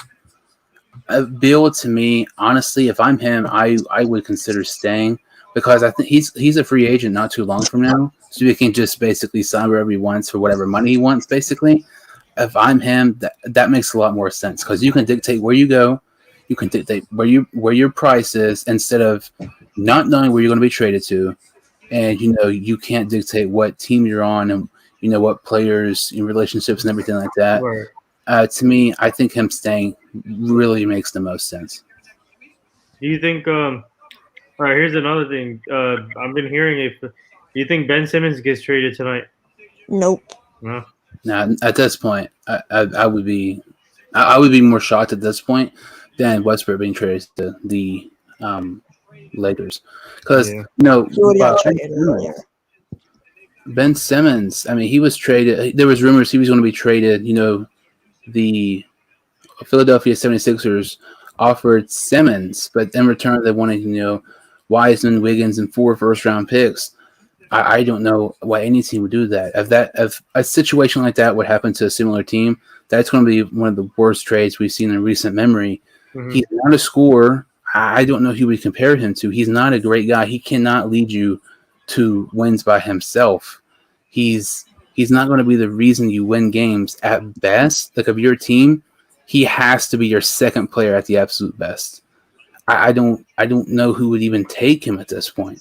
I've seen rumors the Cavs would for Sexton and a first for Simmons. I would not do that. I would be so ticked.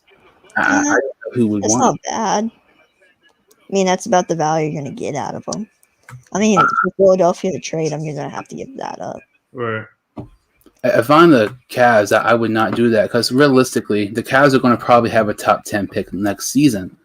And with Sexton, I know he doesn't have much in his contract. 76 screwed up bad.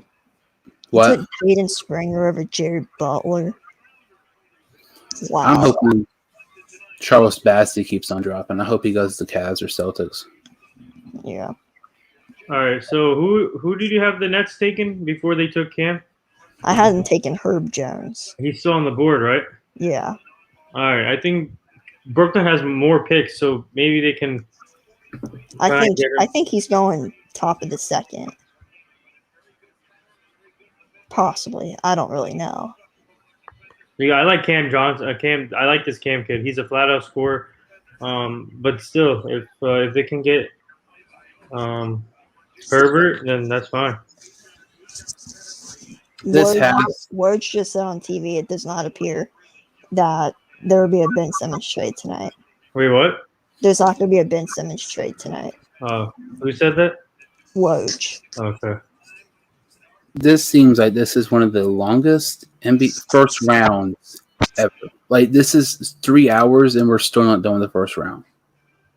Yeah. But it's gone pretty quick since we've been talking about other stuff. We interviewed Howard Beck recently too.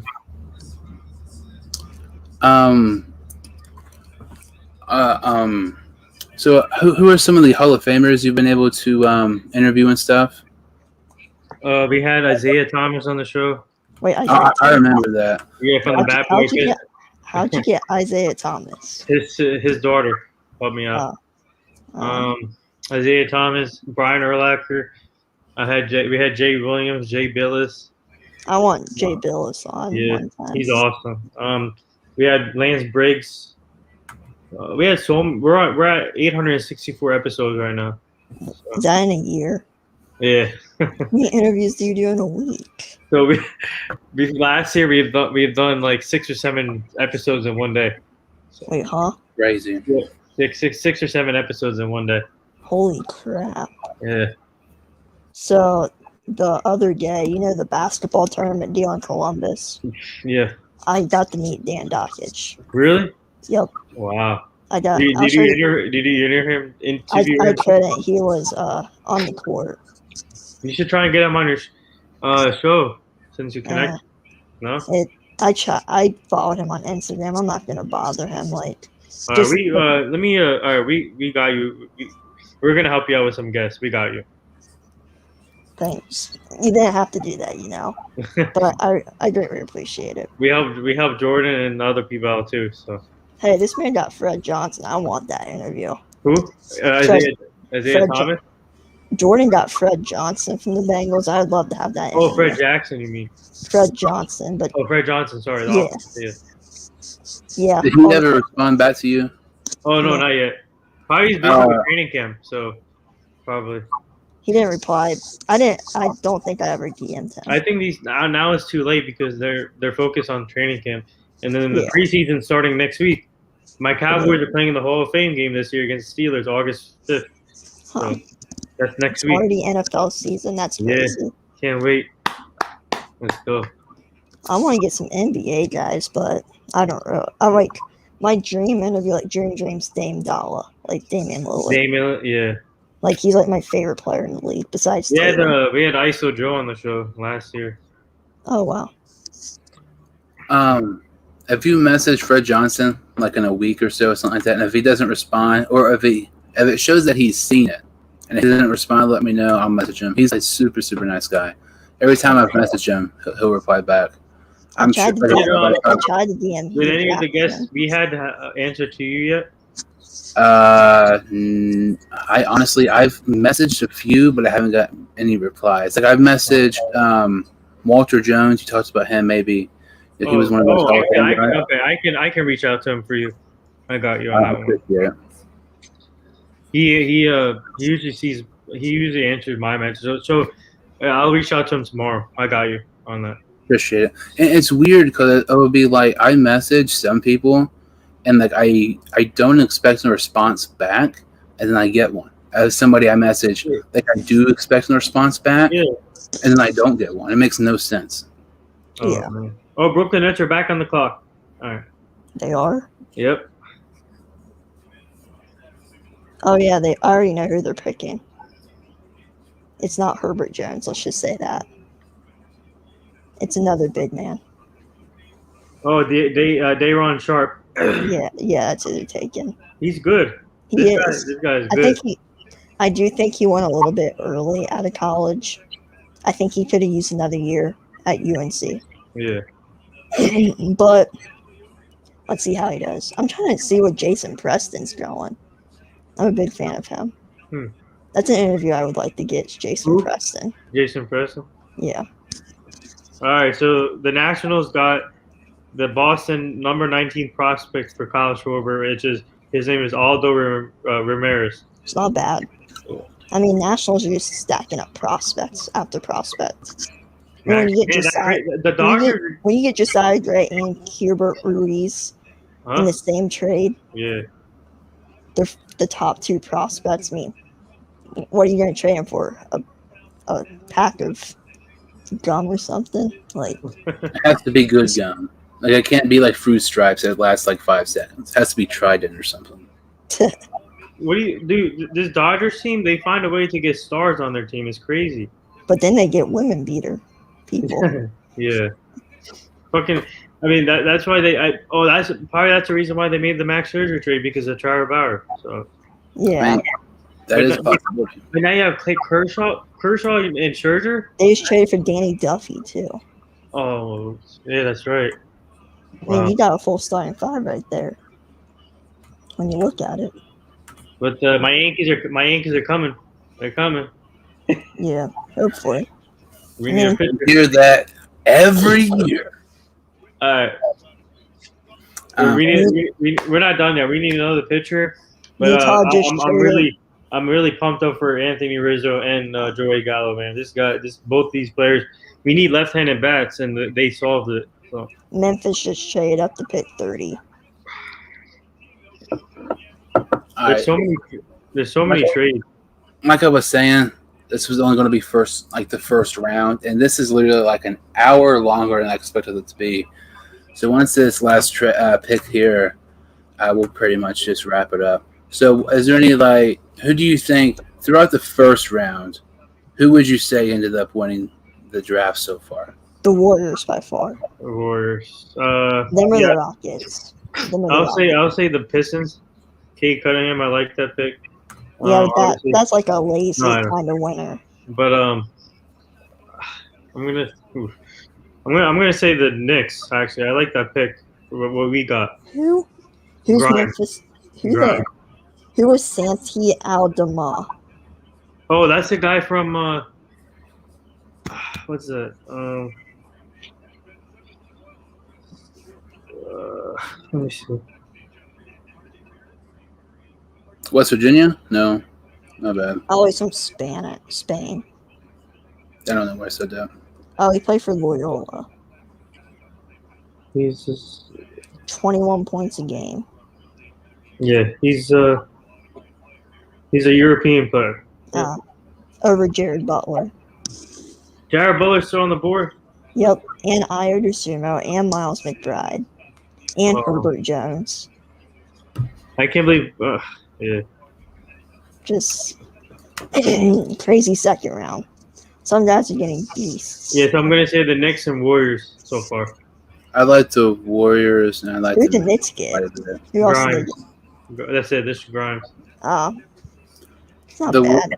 The Magic, to me, I know I've said it a couple of times. The fact that they got the best player available at number 4, instead of taking Kuminga at number 4 and getting Wagner at 8, the two best players possibly available and two positions that could really help.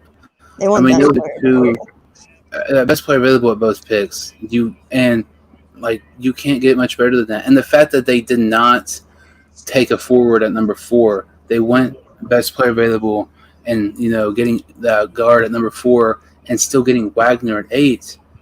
I mean those guys are going to be huge pieces in their future.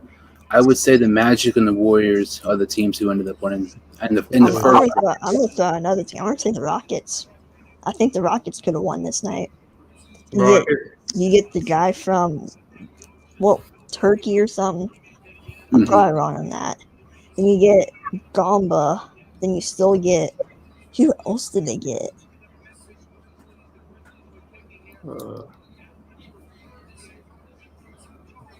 Jalen Green as well. Mhm. Like, you got so many good guys. Wow. So someone said on Twitter, Nationals reporter said, a national source just told me not to go to sleep just yet. Make up what you will. Please, the Reds get Daniel Hudson. Please. Please, the God, please. I really want Daniel Hudson. Yeah, that guy. We just need one more bullpen arm. Like,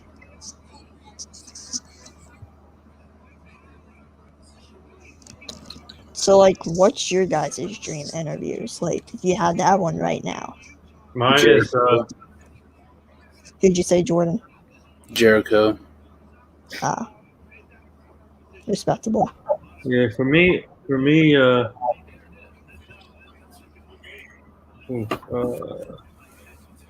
gonna say Emmitt Smith, man. That's a good one. If I had to have one, it's either. It's really tough. Damian Lillard, of course. If Kobe was still alive, I would love to have Kobe. Then a guy like Kurt Herbstreit, just to pick his brain about everything that happened. Speaking of, we had his colleague on the show, Chris Fowler. Oh, I'd love to have Chris Fowler. Yeah. That's somebody I really want because I've seen. If you know ECF on Instagram, Elite College Football, they always had those, and he seems like a super chill guy. Let me try. We got you on Chris Fowler. Let me see if he can, if he wants to join. Oh, awesome. Yeah, he was on our show last year. Oh, that's awesome. He seems super chill. Yeah, I'll reach out to him tomorrow for you. I got you on that one. Oh, thanks. So, I'm guessing you live in New York. Who? I'm guessing you live in New York. Yeah, I live in Jersey. So that's the end of the first round. All right, so yeah, this has kind of been the NBA draft round 1 live stream. We went off topic last time. I can't. This is way longer than I thought it'd be. I thought we'd be done over an hour ago. I got to wake up early tomorrow. Wow. It's been fun though. So can you guys tell some of the listeners who can follow you on social media? So you guys can follow me on Twitter at AJ_Mahoney, MAHONEY4. On Instagram, AJ_Mahoney_. Then my podcast at the A&J Podcast on Anchor, Spotify, Apple Podcasts, and everything. Then also my YouTube channel, AJ Mahoney. I've been posting some stuff on there. So if you guys want to follow me on there, you can. Nathan, can you tell some of the people that can follow you? Yeah, so you can find our show. It's called the NR Hour _ on Twitter, Instagram, Facebook, LinkedIn, and then we're also on Spotify. We're on iHeartRadio. We're on Podchaser, all these other platforms, and go check us out. We have a great show. And Jordan, I just want to say thank you for having me on. This has been awesome, and we got to get you on our show now too, to return the favor. And but keep up with the great work. I love your content, and AJ, keep up the great work, and we all help each other out. And thank you again. Just DM me sometime tonight or tomorrow, man. Yeah. And Jordan, thank you for having me on. I know you didn't have to do this, but thank you. I mean, you're welcome. It's been fun. It's been Thanks, so fun. both of you guys for joining. I mean, you're definitely welcome. Make sure to like this video, subscribe to the channel. Thank you all so much for listening. We'll see you all next time on the Sports 2 Hines Show.